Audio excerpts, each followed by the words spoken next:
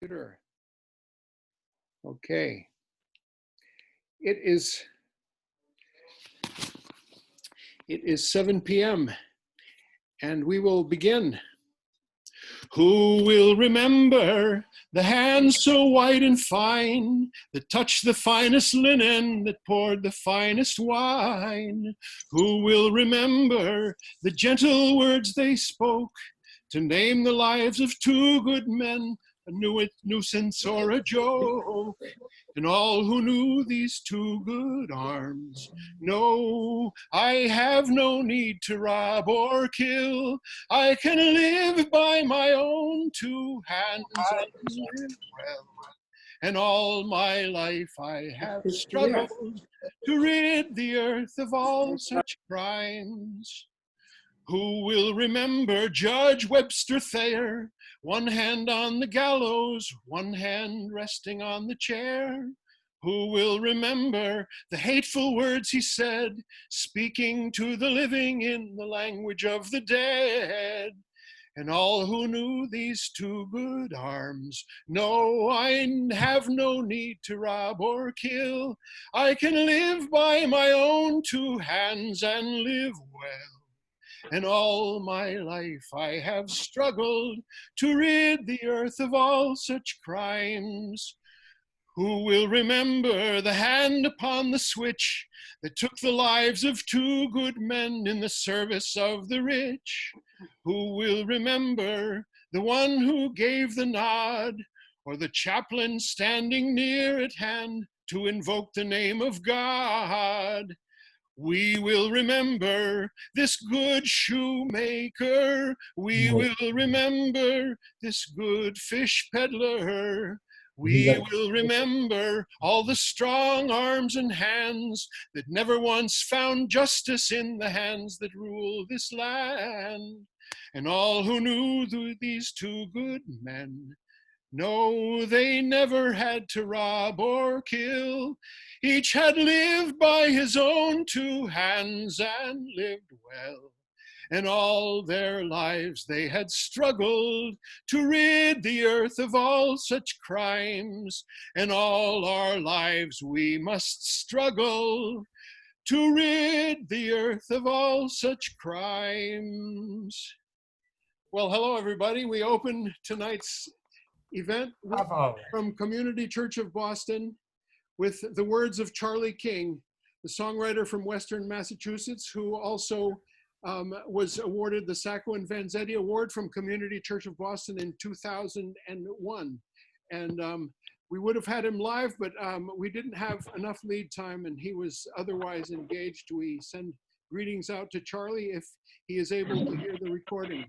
Welcome to all of you. My name is Dean Stevens.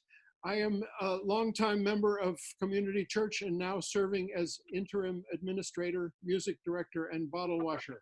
And I am really honored and pleased that we were able to put this event together to commemorate the events of August, which was both the arrest as well as the execution of Sacco and Vanzetti. I want to recognize that we have a wonderful bunch of folks here who are going to contribute to this event, and I'm going to go straight into it. I want to welcome Jake and the Infernal Machine, which is a beautiful family that are housed in their place. I don't even know where they live. But they sang at Sacco Vanzetti events for quite a few years, I guess. And I want to introduce them to you for this song. I am trying to unmute you right now. Unmute, come on. There we go.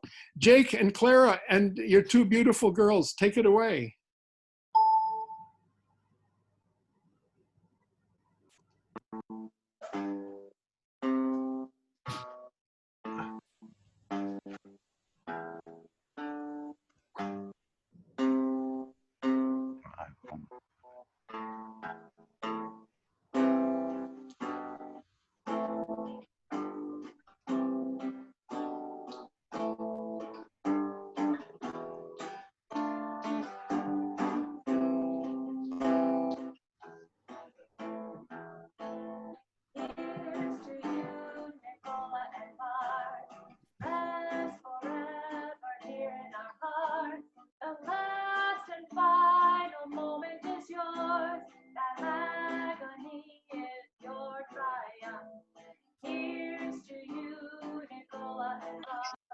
Yeah, yeah.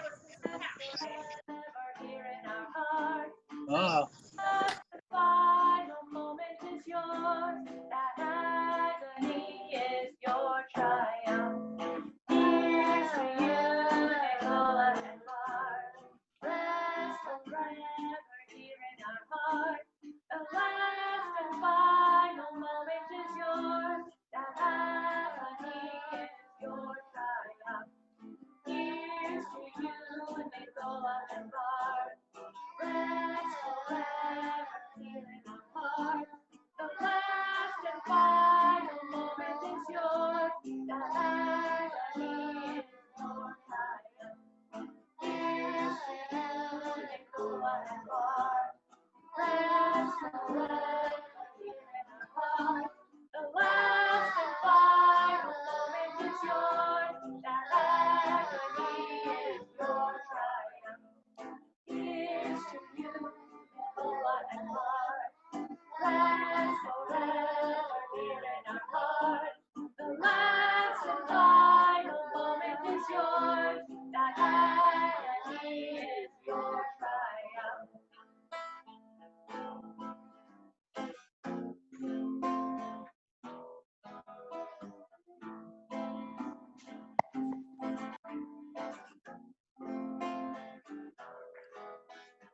Oh, fast city or tragedy has we sent you, or crime too profound for just one song. If two people were the victims of your example, we all learned your lesson, we all know you're wrong. Our two workers were good workers like us all. Our two immigrants came from over the sea. But our two rebels had the strength to face down fire, to fight fear itself so that we might be free. 93 years is too long. 93 years is too long. We'll keep on singing this funeral song till the bells ring in revolution.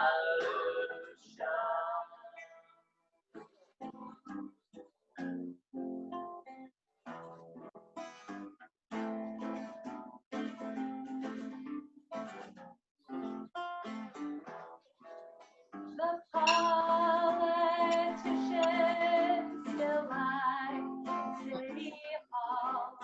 The priest still raises his cry to bear heaven. But the saddest truth of all, which will be true still this fall, nothing's really changed since 27. They were charged with a crime they didn't commit and murdered for the greatest crime of them all. The ideas that they held got them thrown down to hell. The ideas by which empires will fall. 93 years is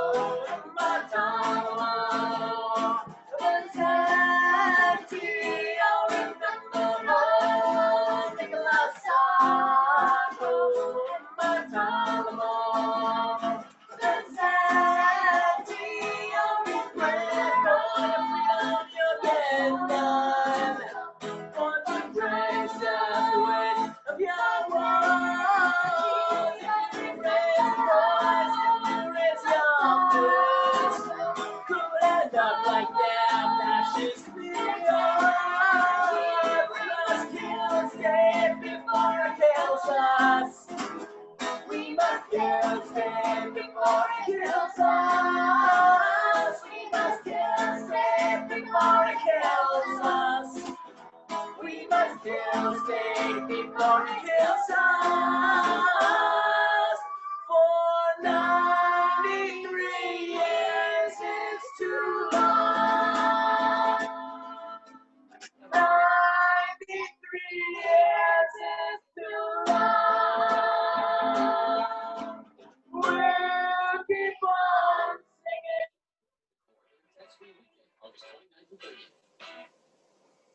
Motorcycle riders taking part in a summer tradition. All right. This is too long. Coronavirus. And this year's event is scaled. Thank you, Jake and the Infernal Machine. That was beautiful, beautiful family.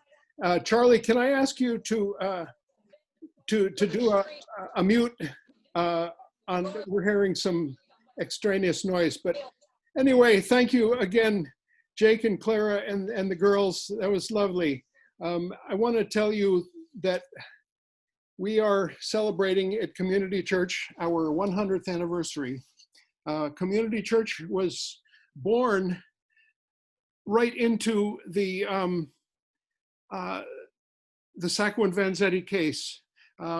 We have recently compiled a list of all of the speakers from 1921 till now that have spoken at the church. And the very first event that was celebrated was a Sacco and Vanzetti supper that's listed on this record. And what we know is that one of the founders, whose name is Mrs. Gertrude Winslow, became very active with the Sacco and Vanzetti defense and made friends with Vanzetti, visited him many times at the Dedham jail, gave him English lessons, and even went to visit his family in Italy. When the word came that they had been executed, she was in Italy. We are joined by just wonderful, fortuitous coincidence by Gertrude Winslow's granddaughter, who will be involved in the program reading later on.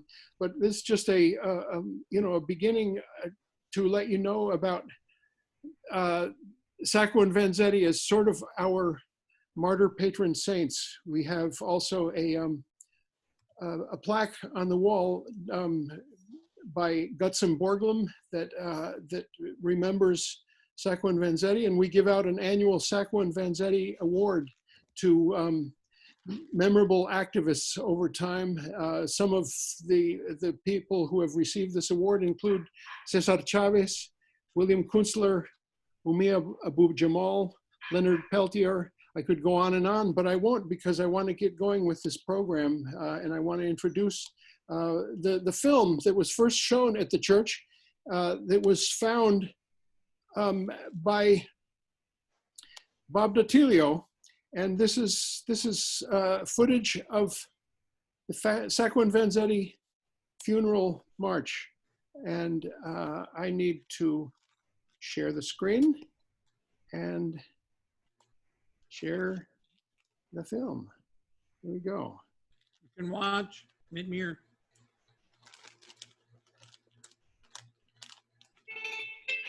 La Marcia del Dolore. That was what the old Italians called it.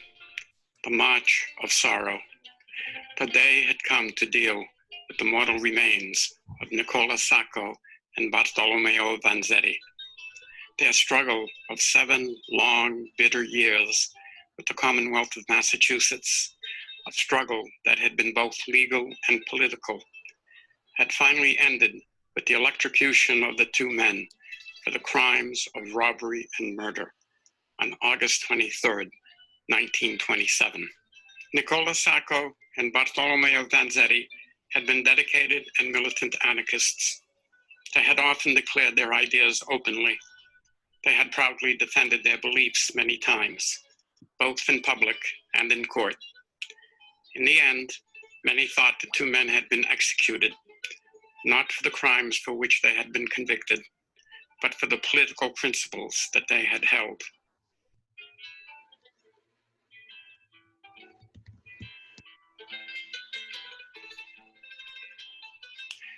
Bodies of the two men were brought from the execution chamber of the Charlestown State Prison to the nearby Suffolk County mortuary, and from there to the Langone Funeral Home on Hey, Dean, we can't see anything. the Italian quarter of Boston. There the bodies remained for 3 days, during which many thousands of mourners Am I not formed in sharing the long screen? lines No, filed no. You are not of the two sharing men. the screen. All right. You have to start it over. The day of the funeral, Sunday, August 28th, 1927, was reported by the Boston newspapers to be a gray, Can you misty see day, it now? cool for Yes. that time of year. Thank you. Since Could you early start it over? many people had started to gather in the Sorry. day had come to deal with the mortal remains of Nicola Sacco and Bartolomeo Vanzetti. Their struggle of 7 long, bitter years with the Commonwealth of Massachusetts, a struggle that had been both legal and political, had finally ended with the electrocution of the two men for the crimes of robbery and murder on August 23rd, 1927. Nicola Sacco and Bartolomeo Vanzetti had been dedicated and militant anarchists. They had often declared their ideas openly. They had proudly defended their beliefs many times, both in public and in court. In the end, many thought the two men had been executed, not for the crimes for which they had been convicted, but for the political principles that they had held.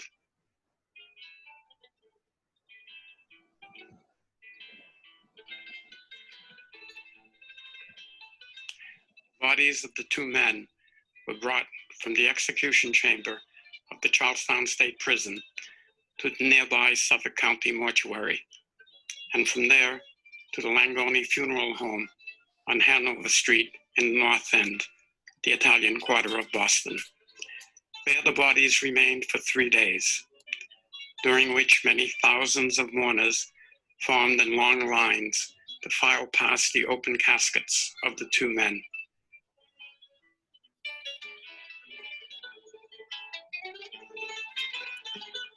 The day of the funeral, Sunday, August 28th, 1927, was reported by the Boston newspapers to be a gray, misty day, cool for that time of year.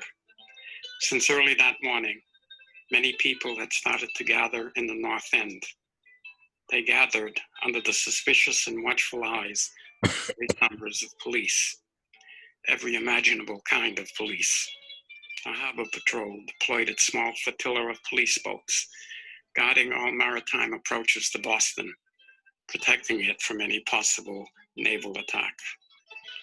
Undercover detectives infiltrated South Station, the city's biggest and busiest railroad terminal, looking very carefully for dangerous, threatening persons who might be carrying bombs. It was quite clear the day had come to deal with the mortal remains of Nicola Sacco and Bartolomeo Vanzetti. The struggle over the lives of the two men had finally ended, but now it turned into a struggle over the manner in which their remains would find their final resting place, a struggle over what route through the twisted streets of Boston would the remains of Sacco and Vanzetti travel to find their final resting place.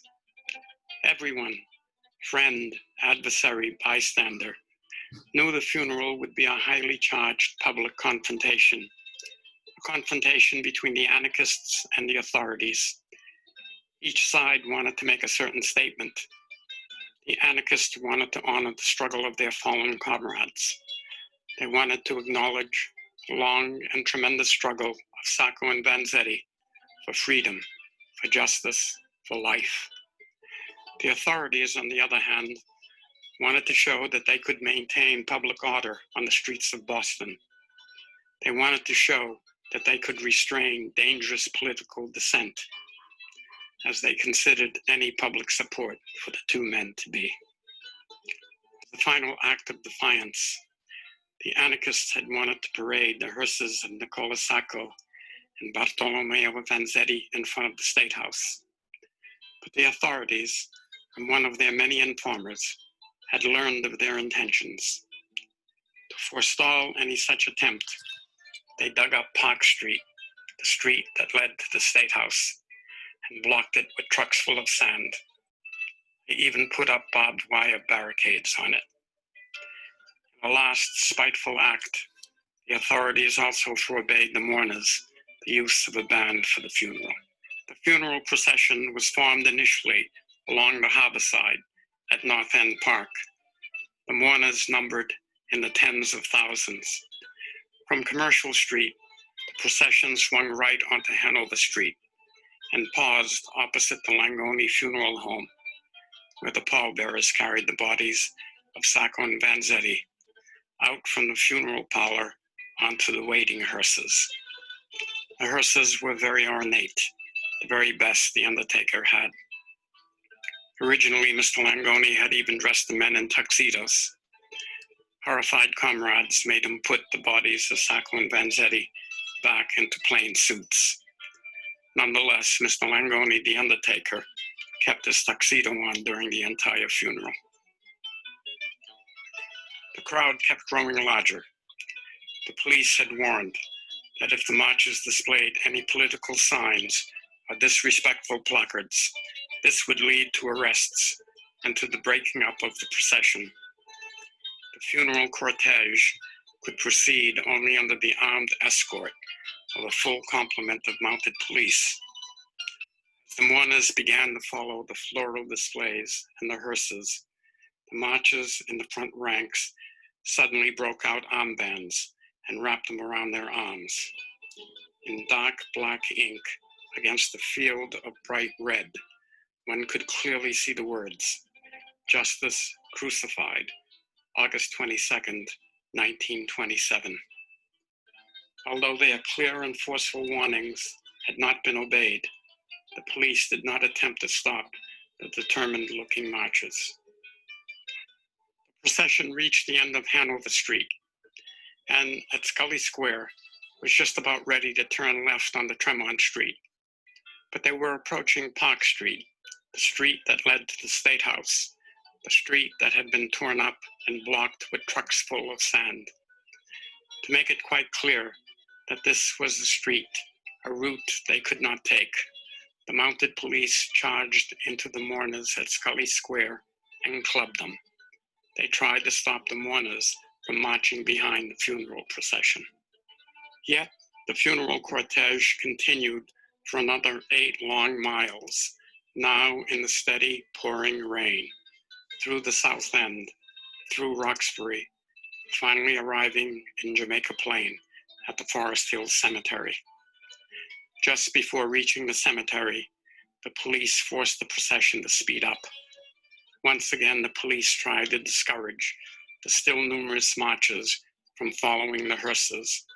Once again, the mounted police attacked the procession. Forest Hills Cemetery had been chosen for a particular reason. It had a crematorium. Sacco and Vanzetti had been the first prisoners to die in Massachusetts, as the commonplace says, without the benefit of clergy. To make their strongly held convictions even more clear, Sacco and Vanzetti chose not only to die without the last rites of any church, but they also chose to be cremated, a choice that went strongly against Catholic practice at that time.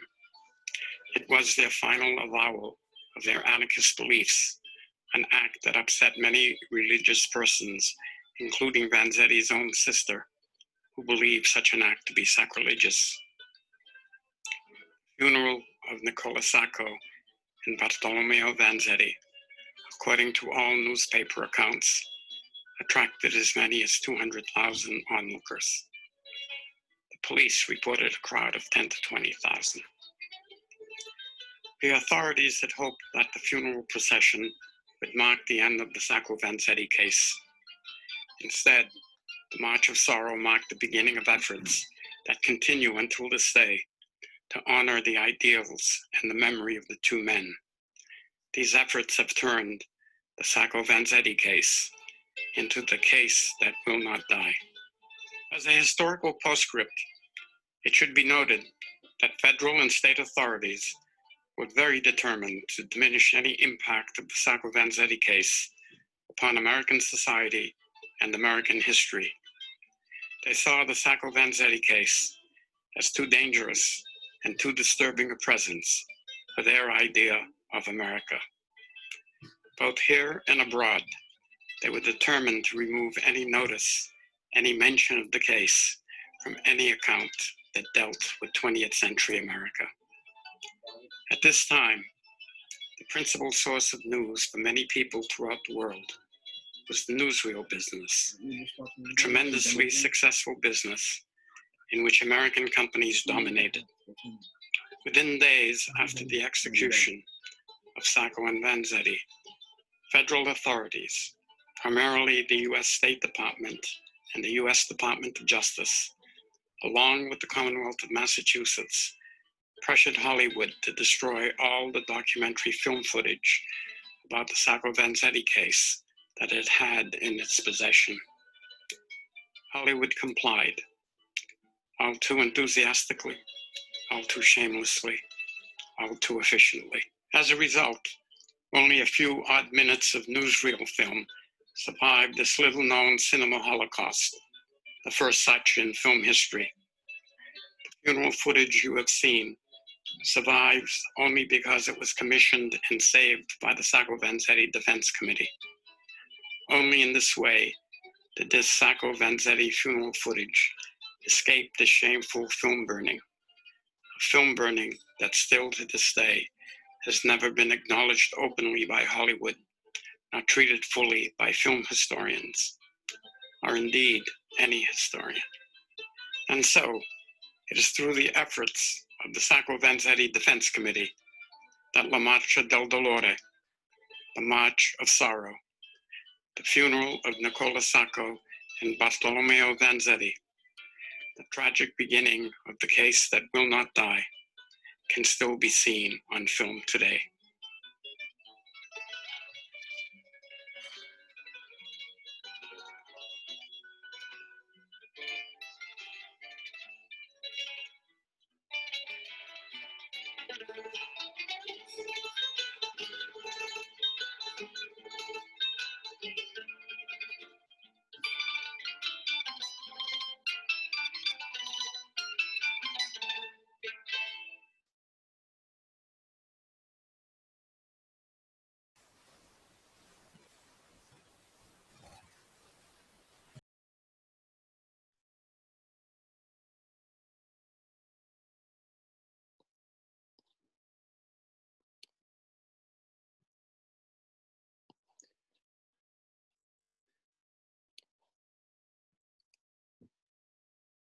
That's a moving piece of film, and I want to thank Bob DiTilio for his narration and for his finding that and producing that. If you folks would like to watch it again or share it with anybody, it is on Community Church of Boston's YouTube channel, which is called Community Church of Boston Official. And this presentation will also be there as well.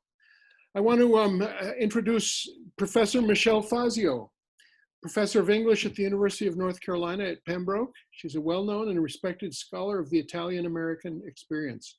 She will tell us how the Sacco Vanzetti case intersected with her own family history and that of the Italian-American community.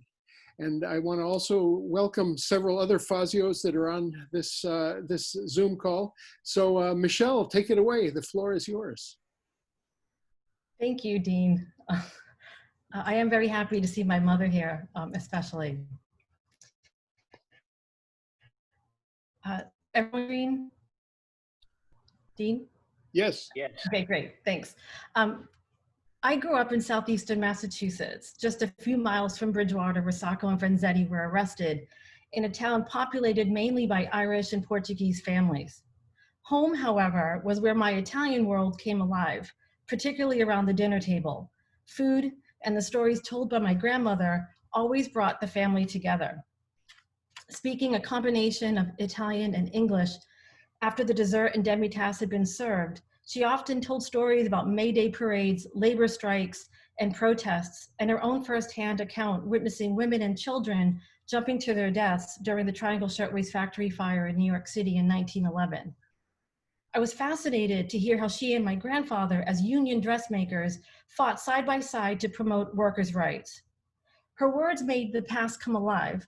And as I think back on that night, I realized the act of eating and storytelling in the private sphere of our home was an integral part of my grandmother expressing her Italianness to her American-born grandchildren. It was through my grandmother's storytelling that I learned about Sacco and Vanzetti and other labor radicals such as Carlo Tresca, contemporaries of my grandfather, Vincenzo. One second, it's not moving. There we go. My grandfather, Vincenzo, who served in 1920 on the first executive board of Italian Dress and Waistmakers Union Local 89, a part of the International Ladies Garment Workers Union, and his brother, Raimondo, who was a prominent member of the Industrial Workers of the World, who gave speeches in support of the 1912 Lawrence strike in Massachusetts. His activities are well documented in the radical newspaper Cronaca Sovversiva. As editor of several Italian radical newspapers, he corresponded on occasion with the Sacco and Vanzetti Defense Committee.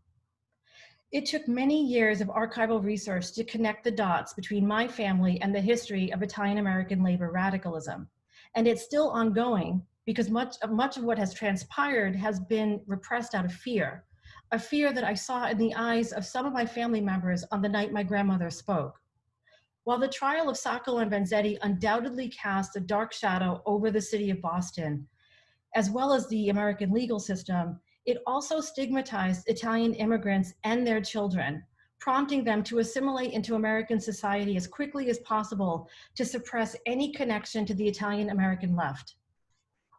The ethnic prejudice exhibited against Italians during the early decades of the 20th century, as well as having lived through 2 Red Scares, remains deeply embedded in my family's psyche and effectively silenced any recognition of Sacco and Vanzetti and our ancestors' involvement with labor radicalism outside the home. But that didn't keep my father from showing pride in his parents' history. In 1997, he sent me a local news article about the unveiling of the Borglum sculpture, now installed in the Special Collections lobby of the Boston Public Library. The word scrawled above the headline, "Wish my mom and dad were alive for this," illustrates the power of reclaiming labor history, of understanding how the story of Sacco and Vanzetti came to symbolize the lived experience of the working class from my family, and I imagine many other Italians as well. And I'll add, this contains a quote from Judge Agnes. To recall the history of labor radicalism and Sacco and Vanzetti's fight to stand against social and economic inequality, human suffering, and oppression, invites a comparison between the past and the present. Today's emerging discussions about white supremacy, historical memory, commemoration, immigrant rights, racial profiling, the death penalty, the Antifa movement, and the right to protest in the name of social justice remain at the forefront of preserving American democracy today. These are the same issues that propelled Sacco and Vanzetti into the media spotlight 100 years ago. And we're seeing these issues play out now with coordinated marches and rallies across the country regarding the erosion of civil rights and human rights. In the US, we largely ignore the history of labor radicalism and political activism. As historian Stephanie Yule writes in her essay, Sculpted Radicals, The Problem of Sacco and Vanzetti in Boston's Public Memory, quote, "We should be troubled by the absence of radicals in public history sites. Their actions, both violent and nonviolent, addressed very real historical grievances that are an essential part of the complex national narrative that we strive to represent," end quote. The efforts of men and women across the US who organized strikes and labor protests during the early 20th century labor movement, anarchists, syndicalists, and activists alike, ought to be recognized more publicly. So too should those walking off the job today, from striking teachers and nurses to the Amazon and Instacart workers who protested earlier this year over the lack of appropriate safety equipment and sick leave during the COVID-19 pandemic. These activists show us that ordinary people can affect social change, and that's how I believe Sacco and Vanzetti should be remembered. So in the time I have left, I just wanted to walk the audience through a few examples of how Sacco and Vanzetti are remembered in the Boston area. Some are clearly visible to the public and others are not so easy to find. So we begin on Hanover Street in the North End. This is the site of the Defense Committee. So this is a plaque that people can see clearly. There's also the Community Church of Boston that I think, Dean, you're at, but that's the place he was referencing. In this building is the plaster sculpture, but I had to sneak into the building to take a picture of this. Of course, if the building is open, you can see it, but I snuck in ordering food below, but I was able to snapshot this because to me, this is really beautiful, but not many people can see it unless you know it's there. There's also the commemorative marker where the Slater Morrill Shoe Factory once stood in Braintree. And you can see the edging is getting frayed. So I think it's interesting how long some of these have been up and the conditions they're under. Nearby in 2010, Braintree honored the 2 victims killed during the shootout while on the job. And I think this is a really important part of the case that gets overlooked. Alessandro Baradelli and Frederick Parmenter were killed. And this is a beautiful monument to their memory. And I really like that phrase, lest we forget. The next slide is the John W. McCormick Office State building on Beacon Street. And in this building, the main lobby is a beautiful bronze sculpture.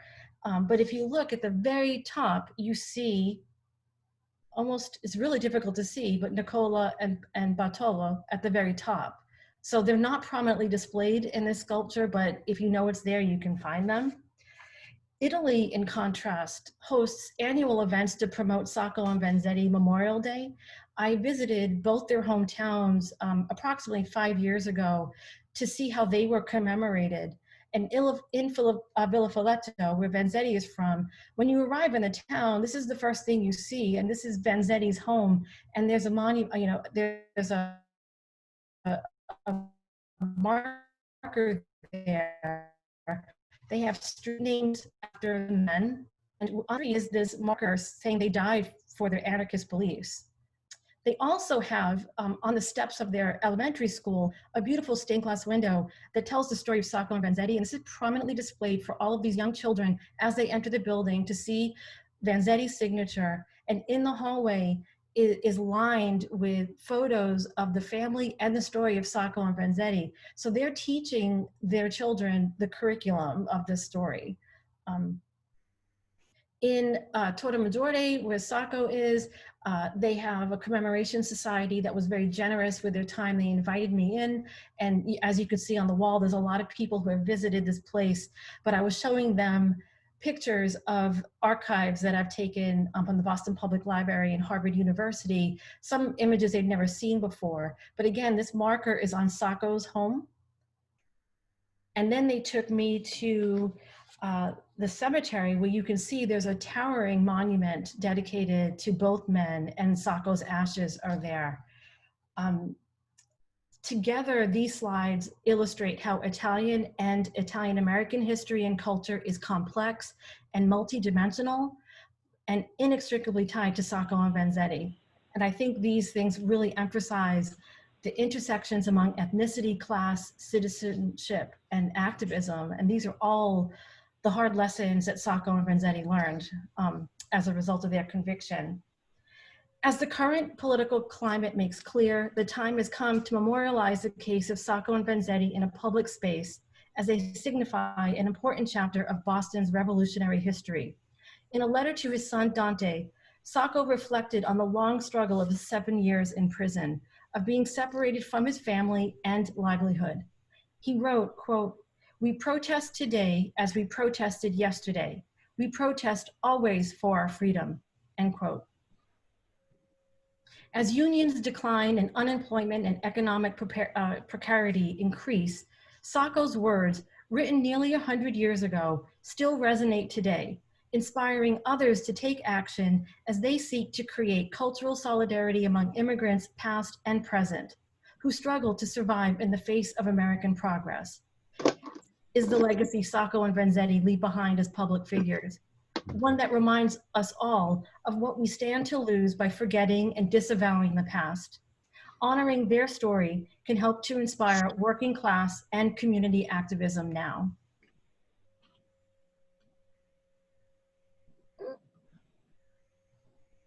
The monument that you showed in Torre Maggiore has the translation into Italian of Michael Dukakis's 1977 exoneration speech. Yes. We saw that 20 years ago. And it's so wonderful that you were there 5 years ago and saw more things than we saw that have been put together since then. That's wonderful. Yes. Thank you. Yes, they were very, both towns were so gracious, inviting me into their homes. I was in Vanzetti's home and it was surreal to be a part of that. I'm just so grateful for having that experience. And I'm hoping once the pandemic is over, I can go back and continue my research. Fernando Sacco prepared dinner for us. Yes. In Yes. fact, she wouldn't talk to me unless she fed me first, which I'll eat anytime. That's very funny. When she came to New York, we wanted to show her the.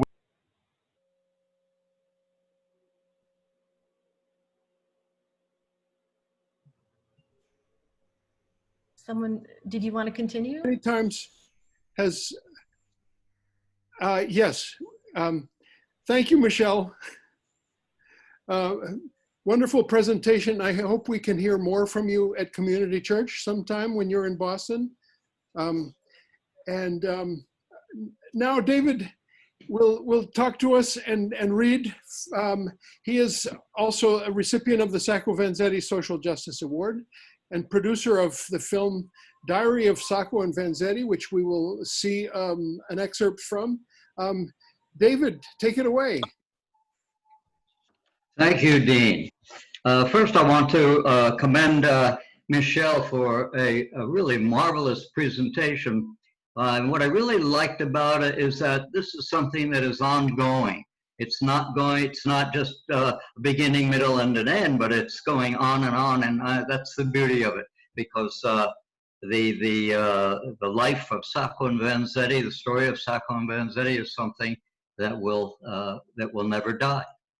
I'm going to talk about Elizabeth Glendower Evans. Elizabeth Glendower Evans became a major figure in the Sacco Vanzetti case. A Boston Brahmin, Mrs. Evans joined the Sacco Vanzetti Defense Committee in 1921. She raised enormous amounts of funding to maintain the defense and led a coterie of Beacon Hill women to teach English to the condemned men. Auntie B, as she preferred to be called, became a second mother to Nick and Bart, and they cherished her and returned her love unconditionally.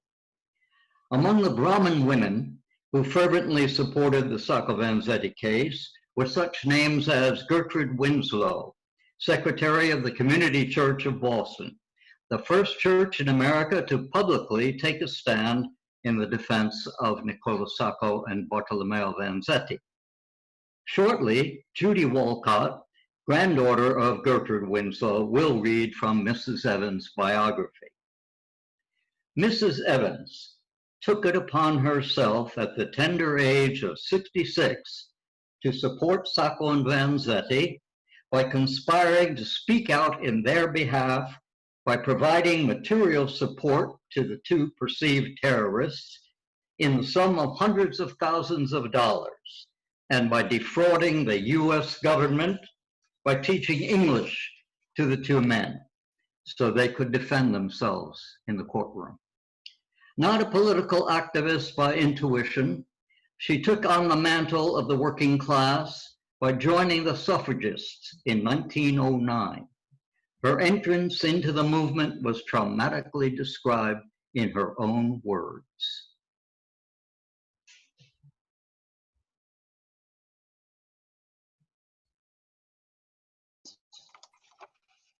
Do you think I'm going to do read by that? Judy Wolcott. Oh, sorry. Do you think I'm going to do that kind of work? I tell you, I'm far too well born. She pleaded with me to speak to the girls at the factories. I knew that they who were not well born worked long hours at the factory. So I said, well, I'll go. As I left the train, there was a woman in a shabby white dress and carrying a big yellow banner. Oh God, have I got to be associated with her? Sure enough, she walked up and said, is this Mrs. Evans? Together, we boarded a trolley car, whereas she unrolled her banner and flouted it side to side. I thought I should go through the floor.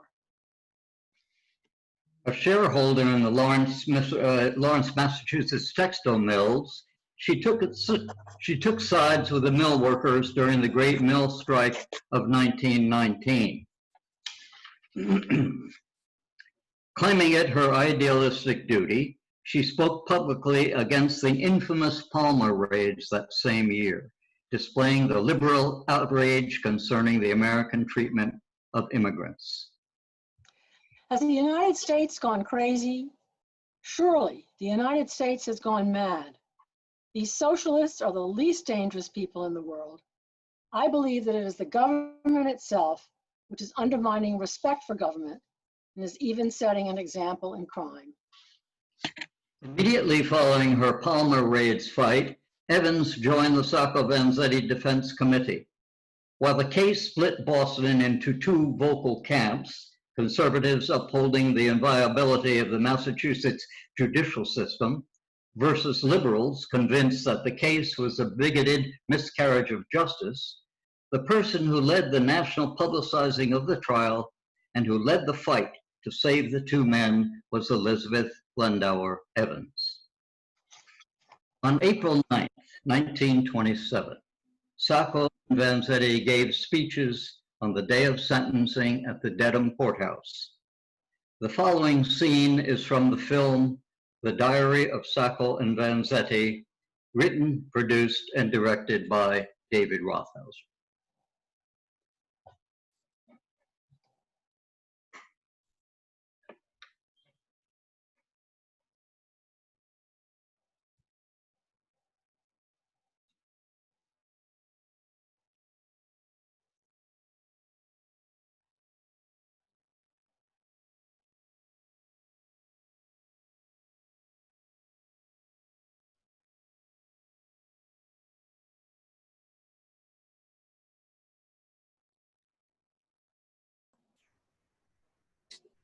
We need sound.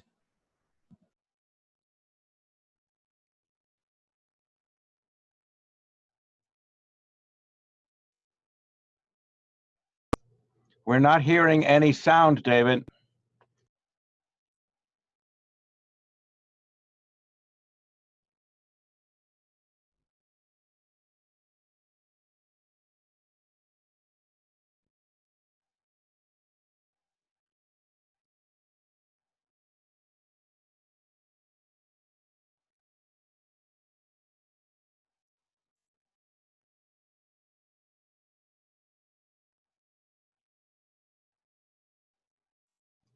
Still no sound, Dean.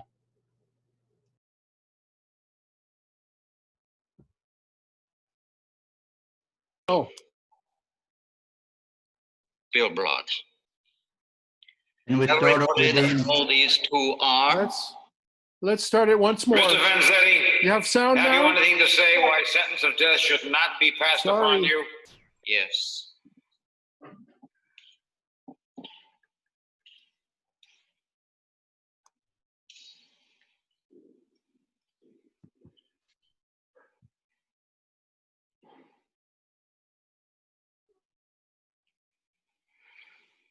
What I say is that I am innocent. In all my life, I have never robbed, I have never killed, and I have never spilled blood. Everybody that know these two are know very well I do not need to go between the street to kill a man to take the money. I can live with my two arms and live well. Not only that, in all my life, I have struggled to eliminate crime from this earth. Not only the crime that the official law and the official moral condemn, but also the crime that the official law and the official moral sanction, sanctify. The exploitation and the oppression of the man by the man. We believe now more than ever that the war was wrong. And I am glad if I can stand here on the doomed scaffold and say to mankind, look out. You are living in the catacomb of the flower of mankind. And for what? All that he has promised to you, it was a lie. It was a cheat. It was a fraud. It was an illusion. It was a crime. They promise you liberty. Where is liberty? They promise you prosperity. Where is prosperity? Where is the moral good to come out of this war? Where is spiritual progress? Where is the respect for human life? This is what I say. And I don't like to say to an old man, Judge Thayer, because my father is old man, so I don't like to say.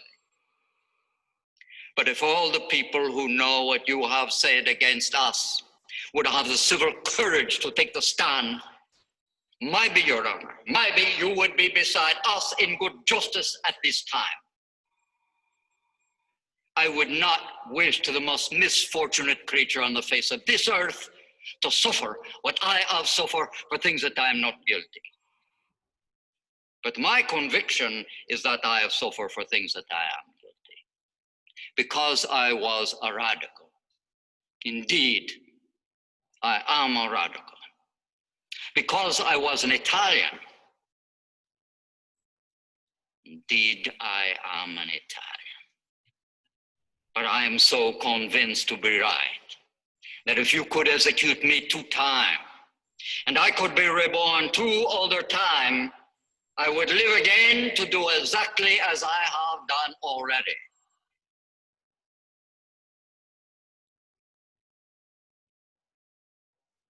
I have finished. Thank you.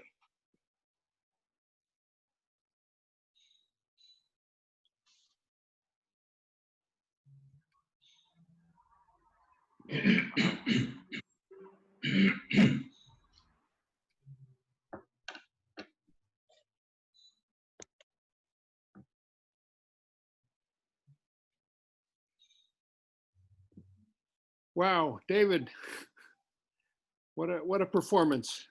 Incredible. Is this where we go on to, is this the end of yours, David? Yeah, that's the end. Okay, thanks, sorry. We proceed with, and I will tell you that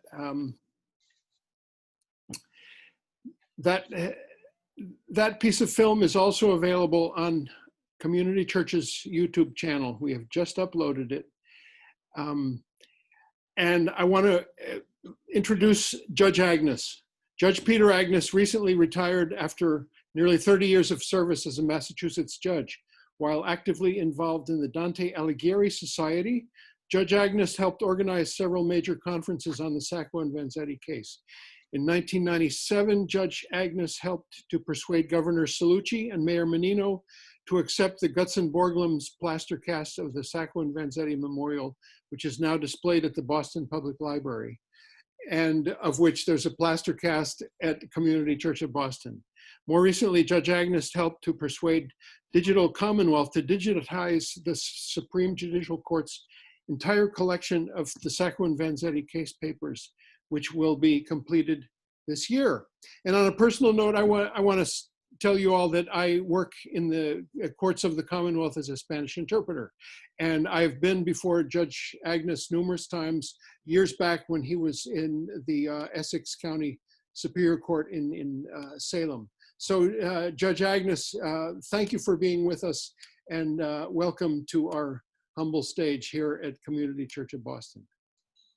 Dean, thank you very much. It's such a pleasure to be here with you and to see so many friends.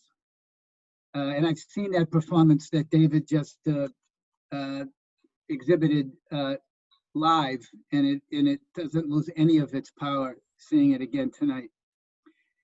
Over the past 4 months, hundreds of thousands of Americans have taken to the streets demanding justice and demanding that monuments to false heroes and hateful traditions come down.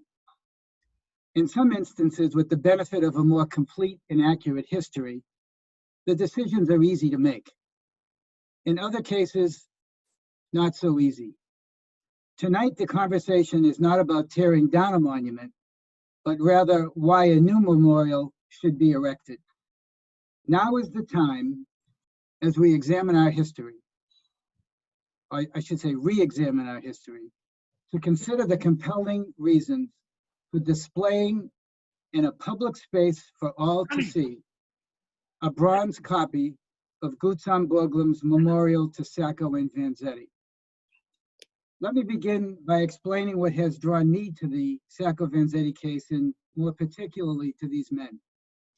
As a law school student in the 1970s, Alexander Cheller was one of my professors. He had been a state legislator from Medford, Massachusetts, and was a national authority on administrative law. On April 2nd, 1959, while serving in the legislature, he filed a bill called a resolve, calling on the governor to posthumously pardon Sacco and Vanzetti. The Joint Committee on the Judiciary conducted a public hearing before a packed audience at Gardner Auditorium.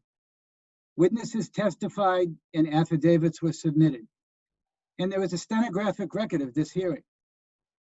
The resolve was not adopted, but a young intern for Representative Cheller, who sat through the whole hearing, was so moved that he made his own resolve. He made a promise that if he ever had an opportunity to correct the grave injustice perpetrated on Sacco and Vanzetti, he would do so. That young man was Michael S. Dukakis. So in 1977, on the 50th anniversary of the execution of Sacco and Vanzetti, Governor Dukakis got his opportunity to do something. Despite his conviction that an injustice had been done, he did not act without first asking his legal counsel, Attorney Daniel Taylor, to conduct his own independent investigation. Mr. Taylor wrote a report in which he opined that the law did not permit a posthumous pardon. Furthermore, the Taylor report states that a pardon is commonly understood to mean that the person or persons were guilty. In this case, both Sacco and Vanzetti maintained their innocence with their last breaths. Finally, the Taylor report states that his thorough review of the evidence presented at the trial persuaded him that it was not sufficient to support the jury's verdict of guilt beyond a reasonable doubt. So Governor Dukakis did not pardon Sacco and Vanzetti. Instead, he issued a proclamation declaring that they did not receive a fair trial and removing the stain of their conviction from their names and from the names of their descendants. This proclamation, by the way, is the only one ever issued by a governor of Massachusetts, both in English and in Italian. And the Italian copies were presented by the governor to members of Sacco and Vanzetti's families. And to complete the story of how I became a student of the case, a decade after studying under Professor Cheller, I was fortunate to come to work for Governor Dukakis. If that was not enough to forge a connection to the Sacco Vanzetti case, I later became deeply involved in the Dante Alighieri Society of Massachusetts. And there I met Bob DiTilio and have been friends ever since. Bob and I, with our friends, including people like Lino Rullo and Judge Joseph Farino and many others, helped organize events about the case at the Dante, at the Boston Public Library, and elsewhere. And as Dean said, most recently, with the support of the Supreme Judicial Court, we have worked on a project with the Digital Commonwealth that will soon allow people all over the world to view every piece of paper, every part of the record of the Supreme Judicial Court online. Now, some will say there should be no memorial and no honors bestowed on these men until the debate over their guilt or innocence is finally settled, and until it is demonstrated conclusively that they were innocent. Frankly, the debate makes no sense. Let me explain why. We don't know who perpetrated the awful murder and robbery of Frederick Parmenter, a paymaster, and Alessandro Berardelli, a security guard, on Pearl Street in South Braintree on April 15, 1920. No trace of the money stolen in that robbery was ever found, even though investigators went to great lengths to determine if any of it had ended up in the hands of anarchists. We also know that more than 2 men were involved in this murder and robbery, but no one besides Sacco and Vanzetti were charged. And we also know that the federal agents who investigated the crime believed it was the work of professional criminals, not Sacco and Vanzetti or other members of their anarchist circle. We know this because the federal agents submitted affidavits to the court in connection with motions for a new trial that Sacco and Vanzetti had filed. Now, we do know that Sacco and Vanzetti were convicted of these murders and the robbery after their 1921 trial, but the evidence is compelling that the trial was flawed and fundamentally unfair. We know this because of facts, not speculation, not innuendo. Now, tonight is not the time for a detailed analysis of the legal proceedings, but let me just briefly call attention to 4 reasons out of many why justice failed in the trial of Sacco and Vanzetti. First, the prosecution misled the jury when it prearranged with State Police Captain William Proctor to testify that a bullet fragment recovered from one of the victims was, quote, consistent with a bullet fired from a pistol seized from Sacco at the time of his arrest. Captain Proctor later told the court, under oath, that he repeatedly told prosecutors before the trial that he could not definitively say if the bullet fragment came from Sacco's gun. But the prosecutor insisted that he testify as he did, clearly conveying the impression that this expert, this state police captain, believed that Sacco's gun had fired one of the bullets. Reason 2, the eyewitness identification evidence presented at this trial was fundamentally unfair. While the defendants were in their jail cells, the prosecutors paraded witness after witness by their cells, compelling Sacco and Vanzetti to assume the position described by some witnesses during the crime. There were no attorneys present. There was no notice of this given to the defense. And numerous decisions of our court and the United States Supreme Court since that time have established that such procedures are fundamentally unfair, produce inherently unreliable identifications, and there are reams of scientific studies that support this.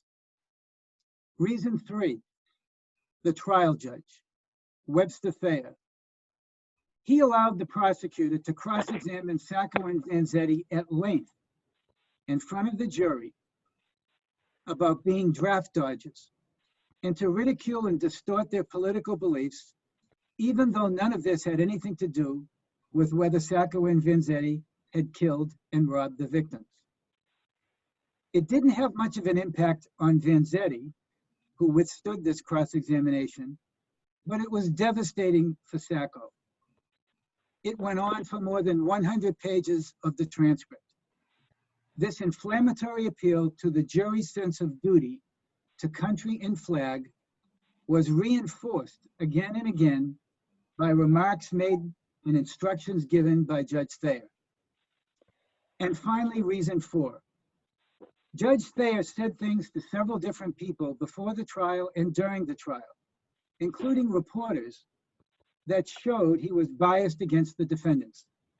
For example, while there were motions for a new trial pending, Judge Thayer told Louis Stark of the New York Times that there was no difference between a philosophical anarchist and a murderer. Professor James Richardson of Dartmouth College, which Judge Thayer had attended, testified after the trial that when they met at a Dartmouth football game, Thayer said to him, "Did you see what I did with those anarchist bastards the other day?" When the defense made this a basis for a new trial by filing a motion, Judge Thayer heard the motion. He judged his own conduct to be not prejudicial, and he denied the motion. Unfortunately, when the issue was brought to the Supreme Judicial Court in the defendant's second appeal, the court ruled that it was too late because it had been filed more than 1 year after the verdict. And at that time, a Massachusetts law said it had to be filed within 1 year. So the highest court in Massachusetts never reviewed the conduct of Judge Thayer. However, before the two men were executed, the special advisory committee appointed by Fuller to review the case found that Judge Thayer's conduct was, quote, a grave breach of official decorum. Yet Governor Fuller refused to spare the men from the electric chair. After Sacco and Vanzetti were executed, the law in Massachusetts changed. And today, our Supreme Judicial Court carefully reviews the law and the facts to make sure that justice has not failed in every case in which a person is convicted of murder in the first degree. Now, there is much more that could be said about the irregularities in this case, and many of you know them well, including the participation of the federal government in the investigation of Sacco and Vanzetti that never came to light until after the men were executed.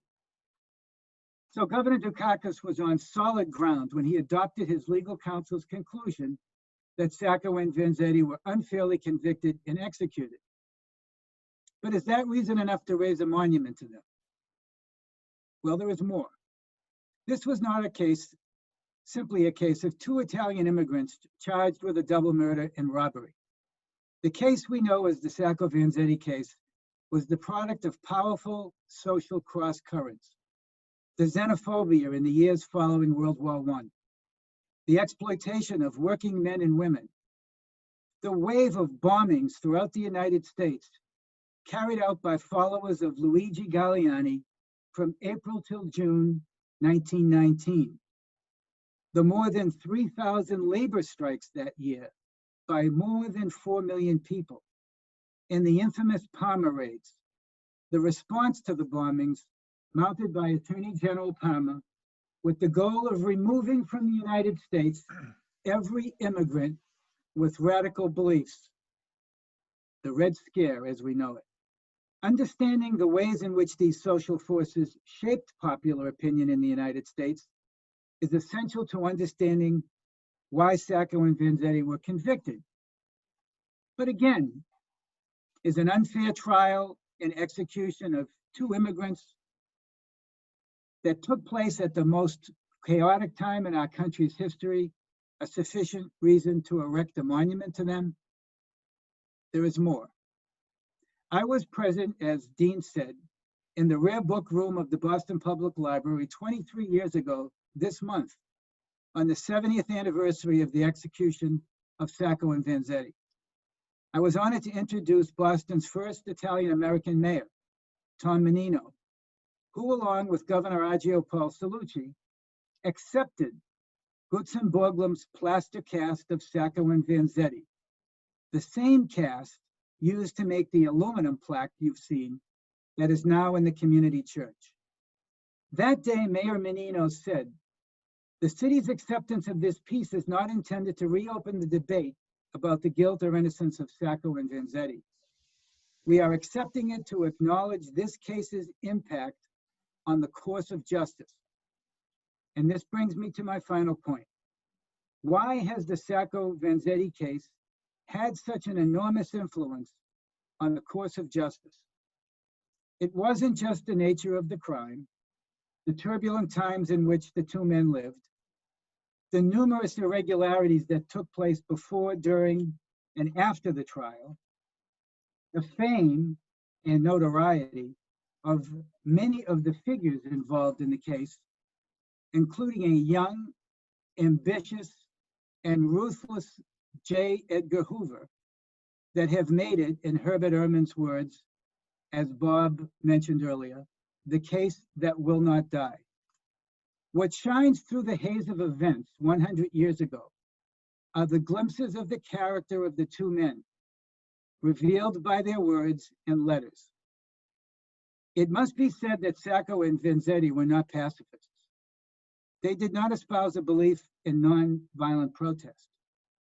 They were followers of Luigi Galliani, a fiery orator and anarchist who unmistakably advocated the violent overthrow of the government of the United States. And it is likely that Sacco and Vanzetti, members of an active circle of anarchists centered in East Boston, knew anarchists who were engaged in a conspiracy to commit violent acts. But the truth is, there is no evidence of any criminal conduct on the part of either man until the charges that were leveled against them after they were arrested in May 1920. And it must be said that as much as we know about them and their activities, both before and after their arrest, we do not know everything that could be known, because a substantial amount of the archival record, the paper record at the Boston Public Library, is in Italian and has not been carefully studied by scholars who read Italian and publish in English. Finally, the anarchists of the era we are discussing, as my good friend Bob DiTilio has often reminded me, were famously secretive. Nonetheless, in hundreds of letters conclusively shown to have been written by Sacco and Vanzetti from 1921 until their execution in 1927, the two men revealed a deep understanding of the human condition. They wrote about the exploitation of workers, about suffering, about the meaning of equality, and ultimately, again and again, about justice. And the letters are not just words on a page. In places, they sing like poetry. Let me call attention to just one letter.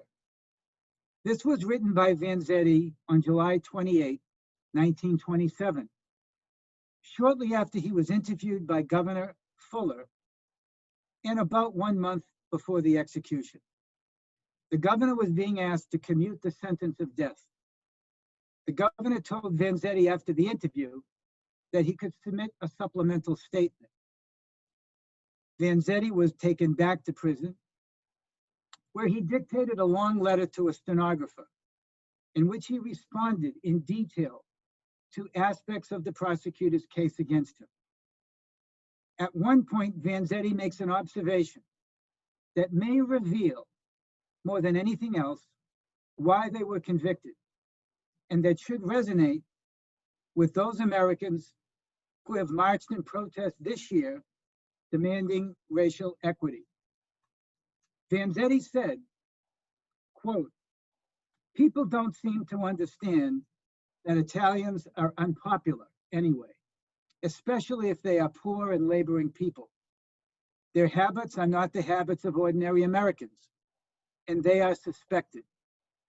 They don't get the same chance before an American jury that an American would get. The jury cannot help being prejudiced against them. And then if on top of that, the Italians turn out to be radicals, they have no show at all. One good-looking American witness seems to outweigh a dozen Italian witnesses, even though we Italians know that the Italian witnesses are perfectly honest, truthful people. Before Americans will put an Italian on the same basis with themselves, and accept him as probably telling the truth, he has got to make money and own property. So to the question, why did Gutzon Borglum create his magnificent memorial? And why were so many other artists inspired to write poetry, to paint, to draw, to sculpt, to write stage plays in memory of Sacco and Vanzetti? It was because the artists saw Sacco and Vanzetti as the embodiment of human suffering and injustice. Those hundreds of thousands of people who lined the streets of Boston as the funeral procession wound its way from the North End to the Forest Hill Cemetery, and the other millions of people in cities all around the world who took to the streets in protest, also identified with the character of Sacco and Vanzetti. Even today, the case of Sacco and Vanzetti, as he said 100 years ago, serves as a tremendous lesson to the forces of freedom. And by placing a bronze copy of Borglum's artistic masterpiece, the images of Sacco and Vanzetti, the tilted scales of justice, and Vanzetti's words pleading that people understand their suffering as a lesson, in a prominent location in the city of Boston, it will ensure that their suffering and death will not have been in vain. Thank you. Amen. Beautiful, beautiful.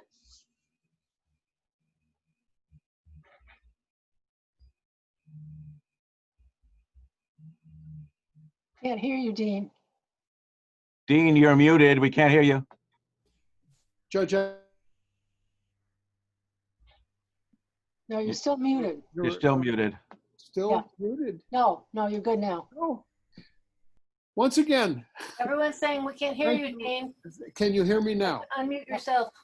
Can you hear me now? Yes. Yes, we can hear you now. I had to unmute myself. Thank to you, say Judge it. Agnes. Thank you. And I want to move along by introducing to you a new friend to Community Church who is brought to us by, again, Bob DiTilio, sort of is bringing us all together in this effort to recognize these two men and their place in the history of the city. Dom Capossela came to Community Church just a couple of weeks ago to see the plaque, and I want to invite any of you, maybe after the pandemic has passed us, to come and see it. We'd be glad to give you a private tour anytime that we have office hours, and also offer you the same invitation regarding our archives, which have been in a broom closet for quite a few years, and now are laid out on an entire floor of the church that's presently unoccupied because it needs a bunch of work before we can use it. But we are using it for the archives, and we have it all on tables, and we'd be glad to show you what we've got that needs a lot of work and a lot of attention and a lot of love. Anyway, Dom was there to tell us a little bit about himself and to see the plaque. Dom is native to the North End, born in the North End, the noted Italian quarter of Boston. He has lived and worked there all his life. More recently, he has become a writer. Oh, Dom, now I remember that you were going to show me the edited version of, there it is. Let's see if I can make it big.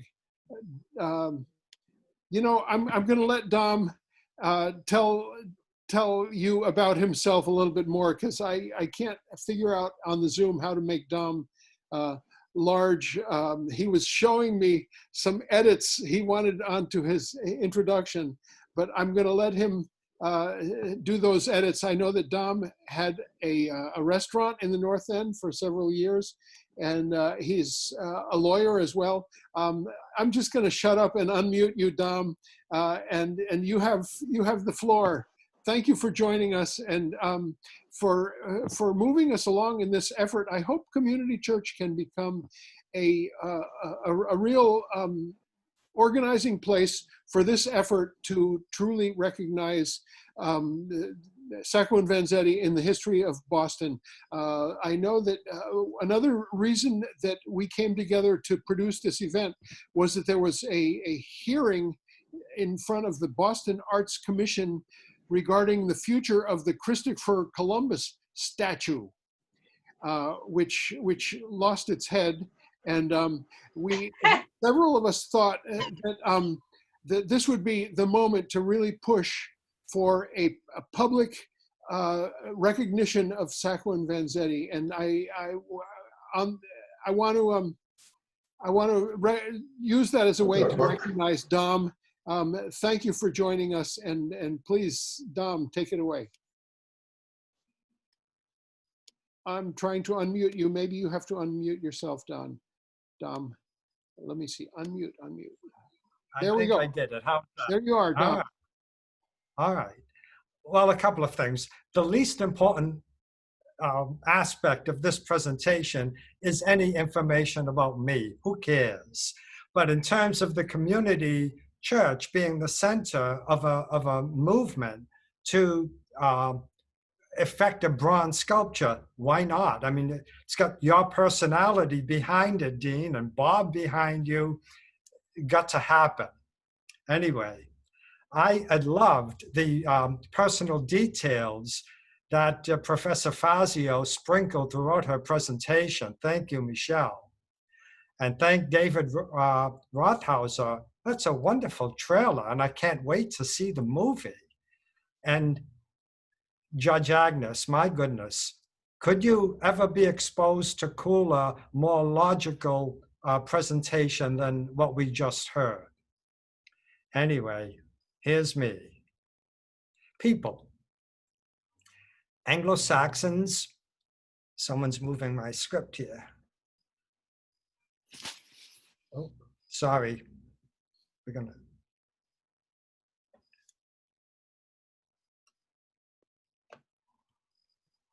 There's a little glitch happening, and I don't know why. It's worked fine up until now. Okay.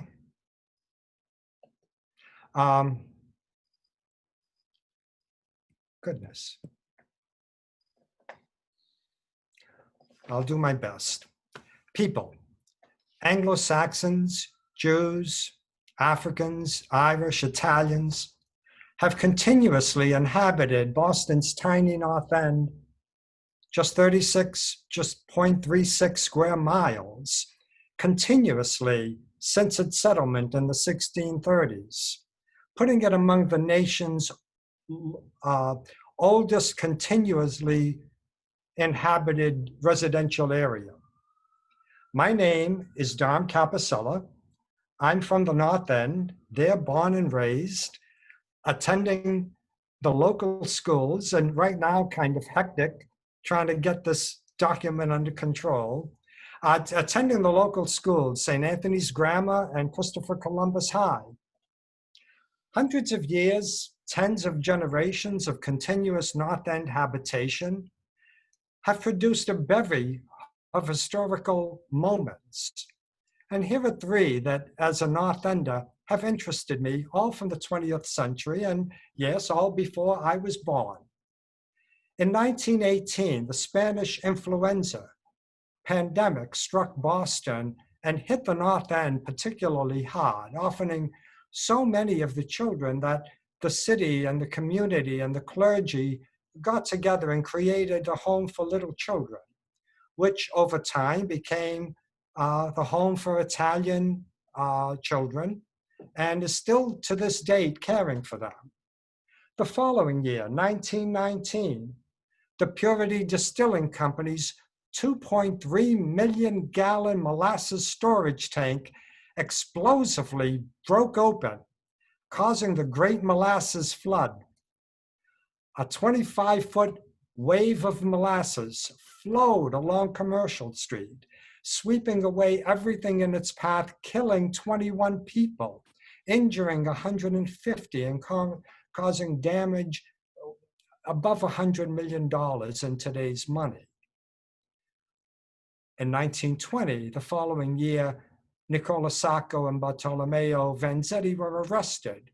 They were Italian immigrants, they were anarchists, they were arrested for murder. We North Enders shared so much with them. They were from Italy, Nicola, in fact, from Puglia, not far from many of us who grew up in the North End. They had integrity and dignity, and they were loyal to what they believed. In a blot on the history of Anglo-Saxons in America, the ensuing trial became one of the most flagrant examples of social injustice in the history of the American judicial system. Proof that in America, it's who you are more often than what you've done that counts. In Boston, throughout America and the American continents, in every major city in Europe, throughout Africa and all over the rest of the world, starting from the commencement of this caricature of a trial and continuing well after the pair were executed, millions of protesters took to the streets screaming for fairness. And starting from the commencement of this caricature of a trial and continuing to this day, the horror of the vile prejudice unleashed against these Italians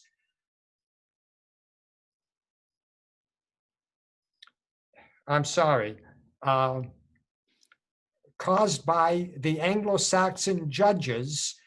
They were culpable, the defendants culpable because they spoke a heavily accented English and they held unorthodox beliefs.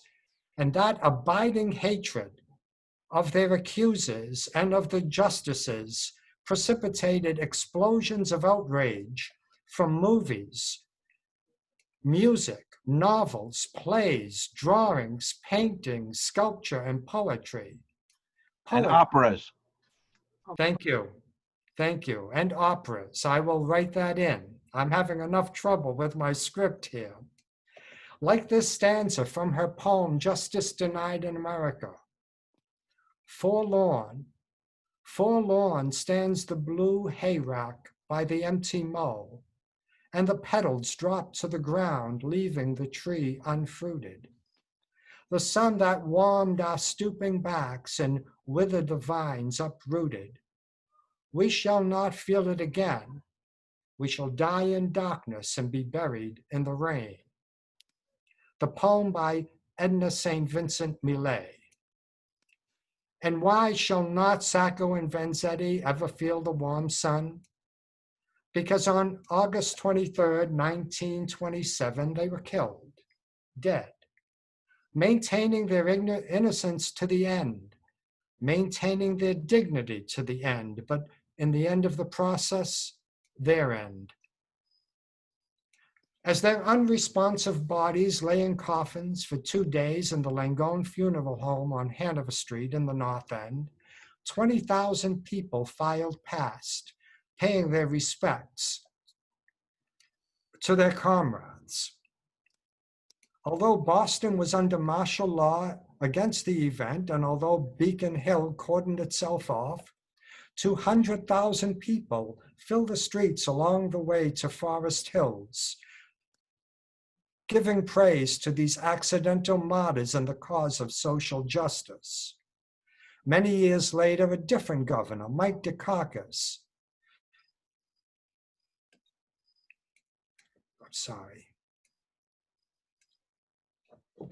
Mike Dukakis, he also, as you know, a presidential candidate, and wouldn't we like him be sitting in the president's chair today? Michael Dukakis issued a proclamation that included the exhortation, I hereby call upon all the people of Massachusetts to pause, to reflect upon these tragic events, and to draw from their historic lessons the resolve to prevent the forces of intolerance, fear, and hatred from ever again uniting to overcome the rationality and wisdom to which our legal system aspires. So the past cries out to the present to create a memorial to these two victims as a pointer for those who need direction.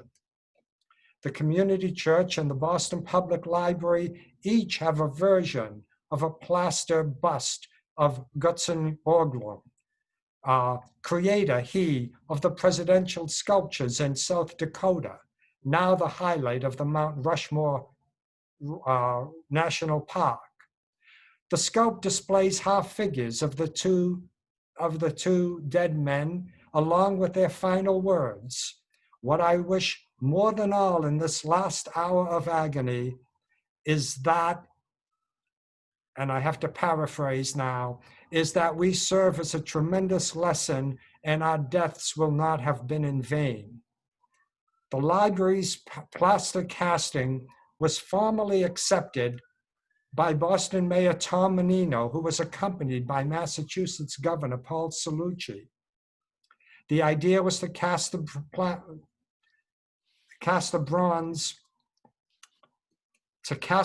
plaster into a bronze low-relief sculpture. And where does that project stand now? Adrian Naylor's brilliantly thorough article called Memorializing Sacco and Vanzetti covers the history of the sculpture. But as of this moment, the project needs a jump start. We need a dynamic group to set an agenda to bring past efforts to fruition. My name is Dom Capossela. My email is domcapossela@hotmail.com. I'm going to spell it. DOMCAPOSSELA@hotmail.com. I'm looking forward to joining such a group, hopefully under the auspices of the community church. And God bless the community church, under whose auspices tonight we are all called together. I love you all, and please forgive the disruption from my lack of a script. God bless. I'm done, Dean. Thank you. So sorry. Well done, Dom. Well done. Thank you. Thank you so much, and look forward to being in touch and working on this noble project together with everybody on this call. I want to show you.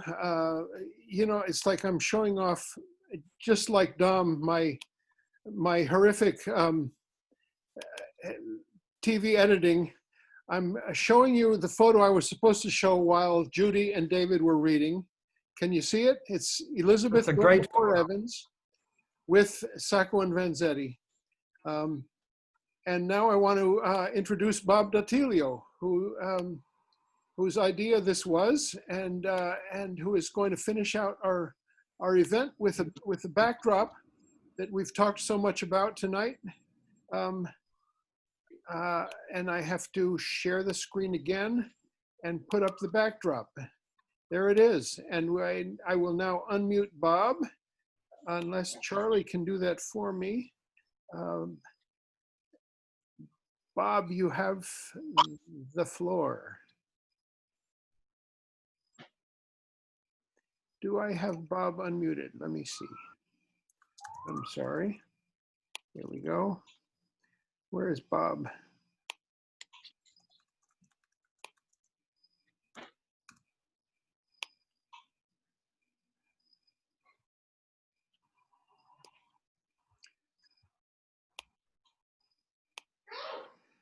Bob, I'm trying to unmute you, and I think, there we go. Bob, are you there? Can you hear me? Yes. Take it away, Bob. And we have the Borglum plaque. On the screen, is the screen now has hidden my script. Oh, I'm sorry.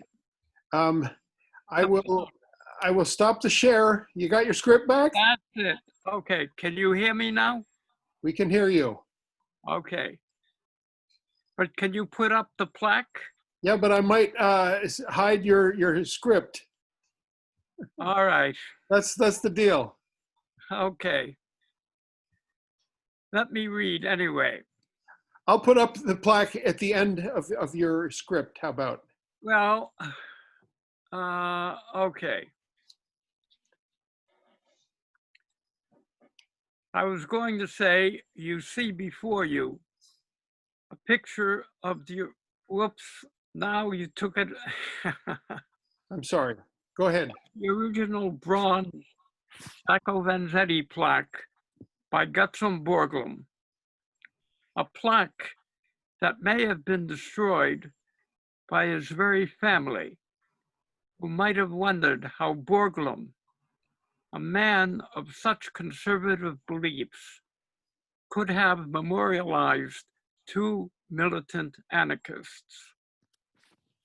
After 7 long years of bitter legal struggles, Massachusetts and federal officials had hoped that the execution of Sacco and Vanzetti would bring the agitation and turmoil to save the two men, which by that time had become worldwide, would bring this turmoil to an end. The funeral of Sacco and Vanzetti would show how wrong they were. It brought out the largest crowd in Boston's history, more than 200,000 mourners, a figure not passed until the recent victories of Boston's sport teams. The funeral, as has been mentioned, instead of ending the case, marked the beginning of the case that will not die, as the Sacco Vanzetti case soon became known. Amazingly, the case attracted not only historical and political attention, but art in every conceivable format. Many memorable paintings, poems, novels, plays have tumbled out to commemorate Sacco and Vanzetti during these 100 years. Just recently, an opera, Sacco and Vanzetti, written by the noted American composer Mark Blitzstein and finished by Leonard Lerman, was scheduled to be performed this fall in New York City. The performance has been postponed for the moment because of the virus. A bronze memorial plaque that you are looking at was one of the earliest pieces of art made to commemorate Sacco and Vanzetti. It was sculpted by Gutzon Borglum. He, of course, of the 4 presidential heads carved from the side of a mountain in South Dakota. Borglum had finished the plaque by 1930. It was meant to be placed in an appropriate public space in Boston. 90 years later, this has still not been done. Now, as previously mentioned, the personal beliefs of Gutzon Borglum were quite conservative and quite different from the radical beliefs of Sacco and Vanzetti. And yet, Borglum, a very dedicated conservative, felt compelled to say, Borglum said, "I will do anything to make the martyrdom of these two men a burning, living protest against the injustice practiced in the name of modern jurisprudence." A burning, living protest. Borglum even made his plaque with a special bronze alloy that was both bullet and axe-proof. The plaque was offered several times to the city of Boston. 1937, 1947, 1947. The Boston Common at the time was a suggested site. Each time the political and social atmosphere forced the political structure of Boston and Massachusetts to refuse the gift.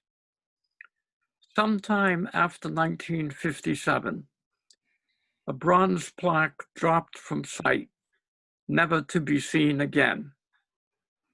What actually happened to the bronze still remains a mystery. On 1977, the 50th anniversary of the execution of Sacco and Vanzetti. As has been mentioned, Governor Michael Dukakis issued a proclamation that declared the two men had not received a fair trial. Dukakis gave a more measured approach than Borglum, but one, I think, that has a particular resonance for our modern America of today. Dukakis said, "There is a constant need to guard against our susceptibility to prejudice, our intolerance of unorthodox ideas, our failure to defend the rights of persons who are looked upon as strangers in our midst." Both the quotes of Borglum and Dukakis were, of course, inspired by the words of Bartolomeo Vanzetti, and particularly those that are on the plaque. Words that clearly state the desire of the two men not to become simply radical icons, but in Vanzetti's compelling words. Vanzetti said that our case and our fate may be understood in their real being and serve as a tremendous lesson to the forces of freedom. This is a significant message for us today. Today, our world truly needs to try to understand itself in its real being. By very strange circumstances, a plaster cast of the Borglum plaque had reappeared in 1960 and came into Aldino Felicani's possession. Felicani had been a close friend of both men and the head of the Sacco Vanzetti Defense Committee. It was put on display at the community church in 1971, where it remained until it went to the Boston Public Library in 1979 as part of the Aldino Felicani Sacco Vanzetti collection, the single most important archive about the case. The plaster cast was put on display at the library in an obscure location on the third floor. It was here in 1977, as we've seen in the photo in Michelle's presentation. 1997, the 7th year of their execution, that Boston Mayor Thomas Menino, in the company of acting Governor Paul Cellucci, accepted the plaque on behalf of the city of Boston. It was to have been placed in an appropriate public space. Although several locations for the plaque have been suggested, nothing substantive about recasting the plaque in bronze or deciding upon a suitable location has been acted upon since the mayor's acceptance of the plaque in 1997. Especially in today's world, the Sacco Vanzetti Commemoration Society strongly feels that the placing of this plaque in a suitable location in Boston will help to further the public dialogue that we so urgently need to get a more just society. a dialogue that has never been so badly needed.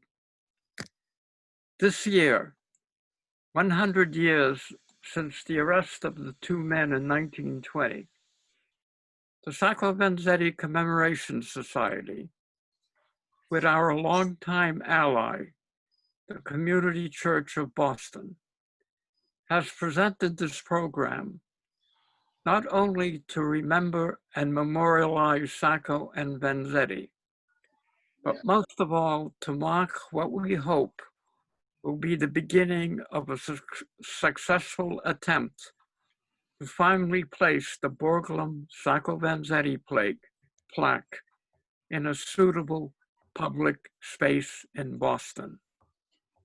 We will do our best to bring this about. We welcome those who wish to join us and to help us in this task. We will try to hold a Zoom meeting every month or two to notify those interested of current developments in our attempt. To get information, please access the Sacco Vanzetti Commemoration Society website, where you can find our email address, info@saccovanzetti.org. If it is a matter that needs more immediate attention, you may email me at rdamed@verizon.net. Let us finally see if we can give real substance to Vanzetti's compelling words. Let us place the Borglum Sacco Vanzetti plaque in Boston, most appropriately in the North End of Boston. Thank you. Now perhaps we can show the bronze. Bravo, Bob. This is the plaque which has disappeared. This was the original bronze plaque. Nobody really knows what happened to it, although, as I say, there was some suspicion that the family may have destroyed it. Okay, Dean, question and answer.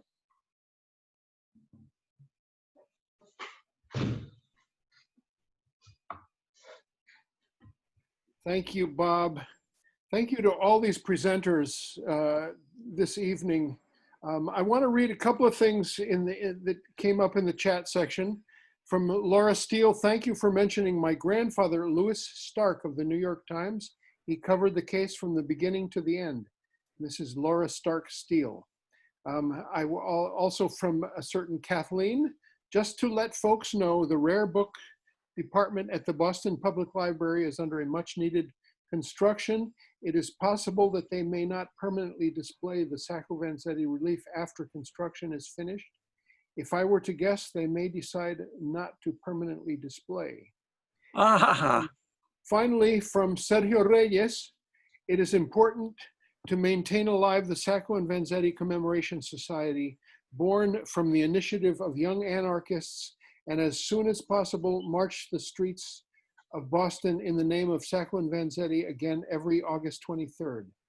www.saccoandvanzetti.org. Okay, with that, we open the floor for a few comments. I want to also real quick mention that Community Church usually takes the summer off, but we are not sleeping this summer. We are putting on programs on Sundays. Tomorrow is Reverend Bill Alberts, who was our minister during the 1980s. And at the ripe age of 90 something, I don't know the exact number, but is still a fiery pen and is writing articles about every 2 or 3 weeks for Counterpunch, which you can access online, counterpunch.org, and you look up his name, Reverend William Alberts, and you can hear him live tomorrow at 11 a.m. Using this same link or on our YouTube channel. Let's see, anyone who wants to ask a question or give us a comment, please. Dean? please, let's see. What have we got? Leonard Lehrman. May I say Just a something? second. Just a second. Okay. Leonard, go ahead. Thank you, Dean. It's a pleasure seeing you and Community Church. We remember Bill Alberts very, very fondly. We performed at the Community Church many times in the 70s, 80s, 90s. And please send him our very dearest wishes and regards. Bob DiTilio is a treasure, a national treasure, and he helped me immensely with primary sources on the completion of Mark Blitzstein's opera, Sacco Vanzetti, which was his magnum opus, and that I took 25 years to complete. It was done in 2001, and just before 9/11. It's been an uphill battle for 20 years to get the New York premiere that Bob mentioned was scheduled next month, but has been postponed because of COVID. I just want to say that when Fernanda Sacco came to New York, we wanted to show her the building where Salcedo was thrown out of the window that precipitated the whole Sacco Vanzetti case. And she said, no, she didn't want to see that. She just wanted to see Trump Tower, she said. And Trump is rather relevant right now because, you know, when we were in Torre Maggiore, people said to us, Michael Dukakis ran for president, didn't he? And we said, yes. And he lost. Why did he lose? And thinking about Willie Horton, I said, well, because he was accused of pardoning too many people. And they immediately said, oh my God, you mean Sacco and Vanzetti? Torre Maggiore and Villa Folletto suddenly became the center of the earth. And it was an incredible moment as we realized that just this week, what is happening now, they're trying to do the same thing to Kamala Harris that they did to Michael Dukakis by saying that somebody that it was in a parole program of hers committed a crime and therefore she should be condemned the way they managed to get the American people not to vote in Michael Dukakis, who should have been president, and we would have had a much better country if he had been. So thank you so much for all that you do. I'm hoping to be in Boston again for my Harvard reunion if it happens in May. And I'm hoping that maybe we'll come and see you at Community Church again. It's one of our most treasured places in Boston, and we love all of you there. Thank you. All right, Leonard, well, come join us, and you can try out our new piano. We're delighted to do that. Yeah. Very nice piano. And I want to also mention, yes, it'll be great. Just be in touch, and we'll set something up. Want to mention that we are going to open our 100th season the last Sunday of September with a live performance of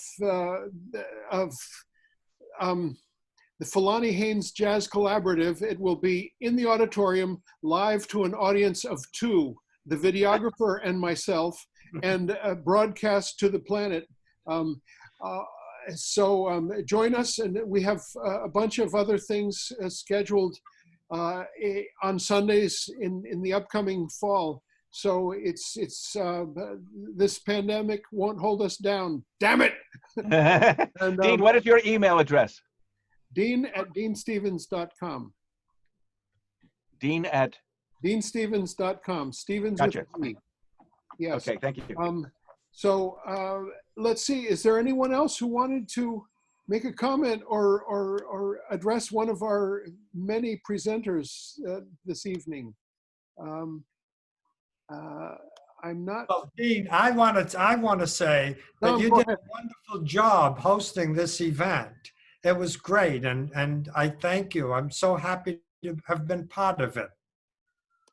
Well, thank you, Dom. I feel like a bumbling fool kind of hosting and doing all this stuff on sharing the screen and everything. And slowly we'll figure it out and learn to do it with more elegance and style, or learn to have somebody else do it with more elegance and style, so we can. But we really look forward to the possibilities of Zoom broadcasting, to be able to do something like just ask somebody in DC or New York or in Switzerland. We had musicians from Switzerland just a couple of months ago who joined us. So the possibilities are infinite. It's not like the real thing, you know. We'd love to be with each other and hug each other and cherish each other, hold each other up, and change the world. Dean? But in the meantime, this will do. Someone else? Dean, it's Ken. Yes, hi, Ken. Hi. Hey, I have a Ken. question. That's Ken Casanova. Question, go ahead. Yeah, I don't know that this can be answered, but in terms of their actual innocence, there's a book with Malice Aforethought by Theodore Grippo, and I tried to read it and understand it in detail in terms of the evidence, but he puts forward a fair amount of evidence and hypothesis that the prosecutor colluded to switch shells or guns or something like that beyond what the judge said in terms of consistent with. There was actual tampering with evidence and changes in evidence in terms of the bullets and the shotgun and so on and so forth. And then, of course, there were a couple of criminals from the Morelli gang who said that they were the ones later, they were in jail, who said that they had actually committed the crime themselves, the robbery. And I would think if it could be proved that they were innocent, that would take it to the next stage in terms of acceptability. So I'm just wondering if there are any sort of quick comments on that. I know it's a long discussion and so forth, but if there's anything that anybody would like to offer on that, I'd be glad to hear it. I would like to say something about that because that question was debated in 1963 when Mark Blitzstein was writing his opera the year before he died. And he read this article by Francis Russell, which had tremendous circulation, theorizing that Sacco may have been guilty even if Vanzetti was not. This is a theory that was actually held for a while by Anton Coppola in his opera Sacco and Vanzetti, where he declared the whole thing a mystery. It's not a mystery.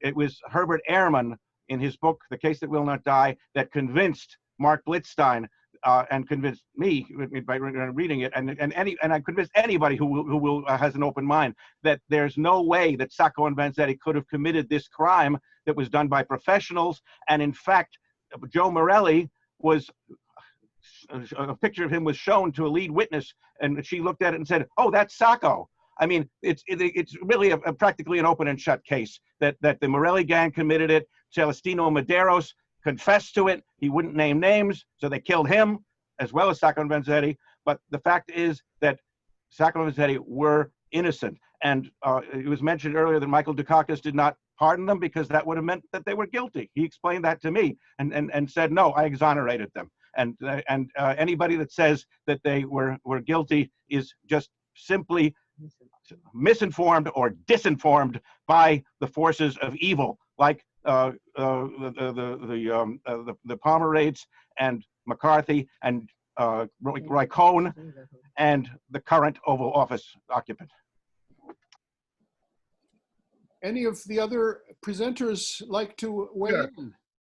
Get Peter to answer.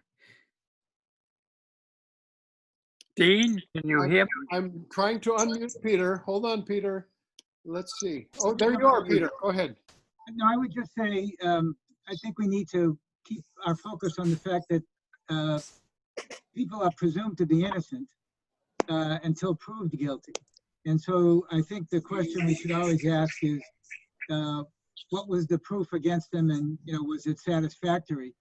And I think anyone that reads the trial, one of the remarkable things about this case is that you could fill Symphony Hall with the paper that exists. So if you if you look at the transcript, if you read the transcript, what you come away from is a massive confusing and conflicting evidence. And so I think the things that did contribute to their being found guilty, as people have said, was the nature of their beliefs. They were arrested, we shouldn't forget, not as suspects in a murder, but they were arrested in connection with a search for someone who was to be deported. And they were never told that they were being considered as suspects in a murder. And so some of the statements they made to the police that were not true, they might not have made if they knew what the stakes were when they were arrested. They were armed when they were arrested, but on the other hand, if they were out dealing with, as some people have speculated, the gathering up of material that they didn't want the authorities to find, which would have led to deportations, then you might understand why they were armed. So the prosecution fit the facts to suit their need to convict someone of those crimes. The federal government's interest was clearly to deport them, but the federal government was happy to cooperate with the state prosecution. So we could go on and on and on about things that happened. It was a perfect storm of forces intended to result in their conviction. I'd like to comment about Judge Agnes' statement earlier, if I may. Hello? Go ahead. Okay. Judge Agnes, earlier, he made the indication that there was a collusion between the federal government and the prosecuting team up here in Boston. Yes, and in fact there was the collusion between the federal government and Fred Katzman, who was a district attorney at the time. Before any crime had been committed, Sacco Vanzetti had been investigated, as were many other anarchists at that time, and it was determined before any murder or trial or anything came up that these two men were innocent. Now that information was withheld by the prosecution from the defense, and I'd like to ask Judge Agnes if that was legally permissible in those days. Well, the law wasn't as clear as it is today, but certainly it is an indication of why the trial was unfair, because the defense was never made aware, for example, that the federal government had planted spies in the cell with Sacco and Vanzetti to try to get them to make statements that were incriminating. The federal government agents, I have a letter that I obtained from the federal government's Sacco Vanzetti collection, which at one time was online with some redactions. I don't even know if it's online, because I think so much of the material that was previously online has been removed. But I have a letter that indicates that a federal agent reporting to J. Edgar Hoover had conversations with Judge Thayer while there were motions pending before the court. And so that clearly was improper. And as I said, the conduct of Judge Thayer was never really reviewed by the Supreme Judicial Court. They essentially were able to dodge the issue. And when it was reviewed, even by the committee that Governor Fuller appointed, it was found to be contrary to the professional ethics that judges must follow. I did not include all of the things that Judge Thayer may have done because I tried to state things that I was able to say convincingly as fact, but it has been reported that Judge Thayer requested of the then Chief Justice of the Superior Court to be assigned to the Sacco Vanzetti case. A clear breach of a judge's duty of impartiality. And moreover, Judge Thayer had presided over the prosecution of a radical anarchist before Sacco and Vanzetti. And when the jury returned a verdict of not guilty, Judge Thayer publicly berated the jury in the courtroom. Again, a breach of the judge's professional obligations. And finally, we didn't go into this, but many of you know, before the main trial of Sacco and Vanzetti, Vanzetti was tried for another robbery in Plymouth. It was a poorly managed case by the defense. It was a weak case by the prosecution, but nonetheless, he was convicted. Not surprisingly, Judge Thayer presided over that trial. and the sentence imposed on Vanzetti was the most severe sentence imposed on anyone convicted under similar circumstances because he had no prior criminal convictions. So all of these things point to a man in the name of Judge Thayer who had made up his mind about the guilt of the two defendants well before the trial. And there are many, many ways, there are many kinds of communications that judges can have with jurors without uttering words that can suggest to the jury how the judge feels. And this is a case where there's many indications of that in what the judge actually said. All right, we have a certain Tom Payne at hotmail.com who has his hand up, and I will try to, or her hand, I will try to unmute them. Let's see. For some... So can you hear me now? Yes, now we can hear you. Tom Payne at hotmail. Okay, well, thanks. The volume on Zoom is not something that can be elevated, so I switched to the Facebook platform where you can make it louder, and that's where I put a couple of questions which I guess haven't been noticed, which Go ahead and ask. Which is fine. We hear you. Go ahead and ask. I'll switch back to Zoom and I'll ask them here. I want to mention a friend of mine by the name of Nate Thayer, who I'm confident is related to the infamous Judge Thayer. But Nate may have redeemed his family name by being the person who, wandering through the jungles of Cambodia, was the first Western reporter to find Pol Pot hiding in the jungle. But anyway, two questions. The first is, and it may have been discussed earlier in the program and I missed it. Recently, there's been a lot of interest in the history of monuments, and Borglum has come up in relation to Stone Mountain, and there have been suggestions that he had some connection to the Ku Klux Klan. So if no one has spoken about that yet, could someone address that? And then I have a second question.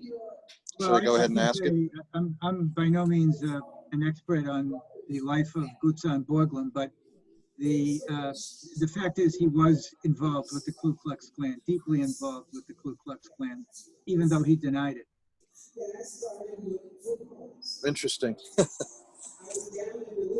Another question, Tom Payne?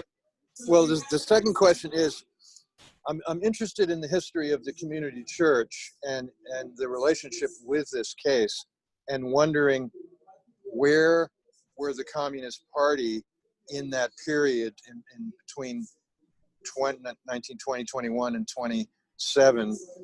Were the members of the Communist Party involved at that time, actively involved in the case? And what relationship, if any, did they have with the church at the time, if any of that's known? Well, I will say a little bit about that, and maybe David could help me. The early history of the church is Universalist ministers disgusted with war profiteering in World War I.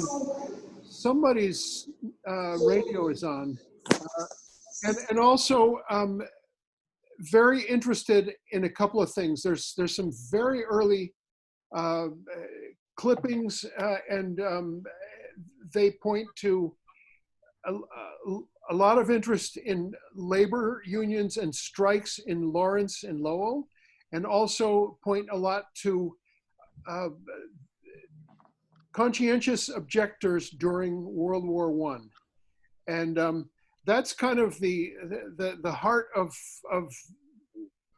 Community Church's founding, with the help of Community Church of New York that had been founded very short time before, and becoming very successful very quickly I don't think in the early days it was specifically a political communist party kind of thing. It took on that in the 50s, especially when the church was blacklisted and several members had to testify before the Massachusetts version of the House Un-American Activities Committee, and the minister Donald Lothrop made a very famous fiery speech before the sort of a have you no shame speech before the joint session of the State House, the Massachusetts legislature. But you know what we know about the original founders, and there were 7 on the founding documents. That there were 3 women who were, as David mentioned, Boston Brahmins, and they took up these causes of labor, of women's suffrage, and of the defense of Sacco and Vanzetti, of opposition to war profiteering, and support for conscientious objectors. So David, anything more to add? And it sounds like Leonard would like to speak to that. David first, and then Leonard. Yeah, the thing I'd like to add to it is that Women's International League for Peace and Freedom, which I'm a member, have been constantly at working since 1915 for these very issues that you mentioned.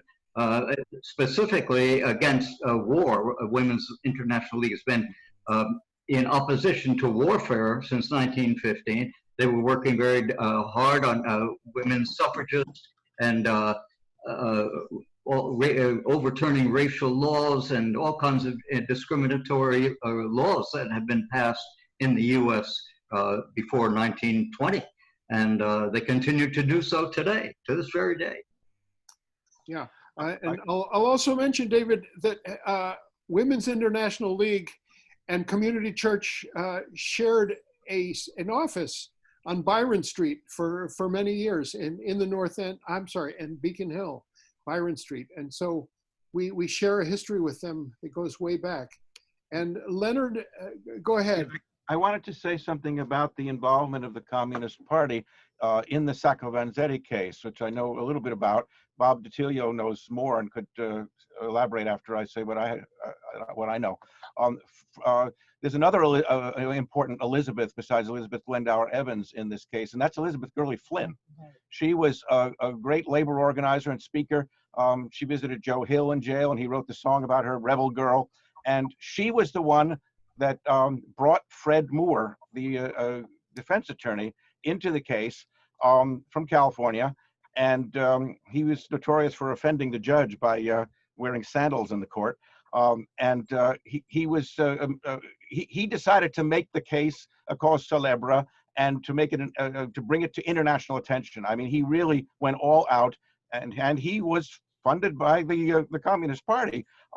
He came to loggerheads with Sacco. As I recall, I think that there was actually a backroom deal offered at one point about the case, and Moore, rather than taking the deal, exposed it for the corruption and bribery that it was, and alienated everybody, including Sacco, who wrote a letter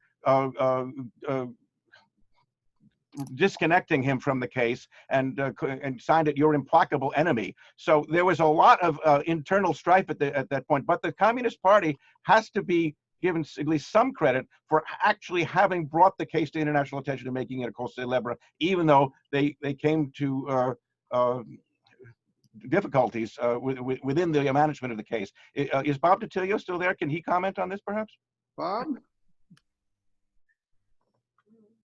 Go ahead, Bob. Can you hear me? We hear you. Well, I think the communists were basically centered in New York. There were very few in Boston. And like Leonard said, they were very important in helping to publicize the case overseas and throughout America.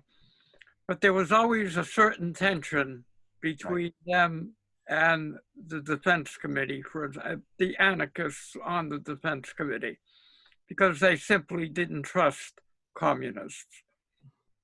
And they did help Sacco and Vanzetti in some way, but I think basically they thought more that they were helping themselves rather than Sacco and Vanzetti. Well, to be fair, Bob, the communists would often adopt a cause, like the Scottsboro Boys, for example. They were the only ones fighting for racial justice and for justice against the xenophobia against the Italian Americans. I mean, they were often the only ones that were fighting this. And I say this from personal experience because even though I wasn't alive at the time, my father was a member of the Young Communist League at Harvard, and his roommate took great pride in 1940 when former Harvard President Lowell, who had been on the commission that advised the governor not to pardon Sacco and Vanzetti, came to dinner. And Bert Slaff, who later became a child psychiatrist, told me and my father that he was really, really proud of, at this dinner, he distributed leaflets that Lowell had to read saying, if it weren't for you today, Sacco and Vanzetti would still be alive. So that's the kind of organizing that my family was involved in, and that I feel personally about. And today we really need, just as we did in the 30s, we need a united front of all of the factions on the left.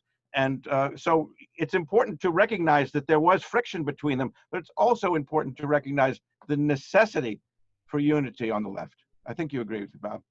Thanks. All right. Well, on behalf of Community Church of Boston, I just want to recognize every one of these wonderful presenters. Bob DiTilio for a whole lifetime of interest and passion about this case. David Rothauser for the wonderful film, and you can see that excerpt on our YouTube channel. Judge Agnes, thank you for your presentation and for all of your interest and work on this case. Dom Capossela, Leonard Lerman, Judy, thank you so much, all of you, for making this a really interesting event. I want to, hold on, Bob. I want to say that if there is the possibility or the need for a moderator of a Zoom conference to bring to another level the cause of a public display of Sacco and Vanzetti in the city of Boston, we'd be glad to host a Zoom call or physically a meeting when that is a possibility again. So just bear that in mind. All of the interested parties here, Dom, Bob, Judge Agnes, David, and anyone else who wants to join us. Dean, can you hear me? Bob, go ahead. Michelle Fazio. Michelle Fazio, thank you. You didn't mention her. I apologize for forgetting you, Michelle. It was just great to hear from you again and to see your presentation, hear your presentation. As I mentioned, when we had an earlier Zoom event in the early days of Zoom back in March, when you are back in Boston, I'd be glad to give you a tour of the archives of Community Church. Michelle Fazio, thank you. And thank you all for joining us tonight. I want to mention Dean, can I just ask you, for people who want to know how this was recorded, how can they get to it? Friends of mine who, how can they get to this? You go to see it? YouTube and put in the search Community Church of Boston official. And Okay. it will be there as soon as I get a chance to shut it down and put it on our channel. And I will send you the link. I will send you the link as well. Is the film in there separately too, as Yes. well as in this? There Film is are in two other films. One is the one that Bob, in his young years, narrated, the funeral march, and also David Rothauser's dramatic reenactment of Vanzetti's speech. Both of them are on our channel. I just want to call attention, if I might, Dean, to two more films that you might want to try to access and use in future meetings. One is Peter Miller's documentary from about 15 years ago, Sacco Vanzetti. It's quite brilliant. And then there's a teleplay that was on, I think it was NBC television, directed by Reginald Rose, with Martin Balsam and E.G. Marshall and Stephen Hill. It's an incredible film about Sacco Vanzetti, which Mark Blitzstein saw being filmed in the studios. Reginald Rose gave me a copy of that film, which I shot on the wall and copied. We tried years ago to get the rights to show it in public. NBC wanted something like $75 per frame in rights to show it. So it's never been shown in public since it was broadcast in the 1959, 1960. But it's something that in that film, for example, they show the witness, Lola Andrews, being interviewed by Herbert Ehrman and saying, looking at a picture of Joe Morelli and saying, "That's Sacco." I mean, it's one of the most striking scenes for anybody that wants to be knowledgeable about their innocence. Yeah. Well, keep in touch with us about that. We're glad to at the church air whatever interesting material there is about this case, and interesting dramatic material as well as. And we'll send you the link to the opera that is on YouTube as well. Very good, very good. Okay. Well, on that note, shall we bid you all good night?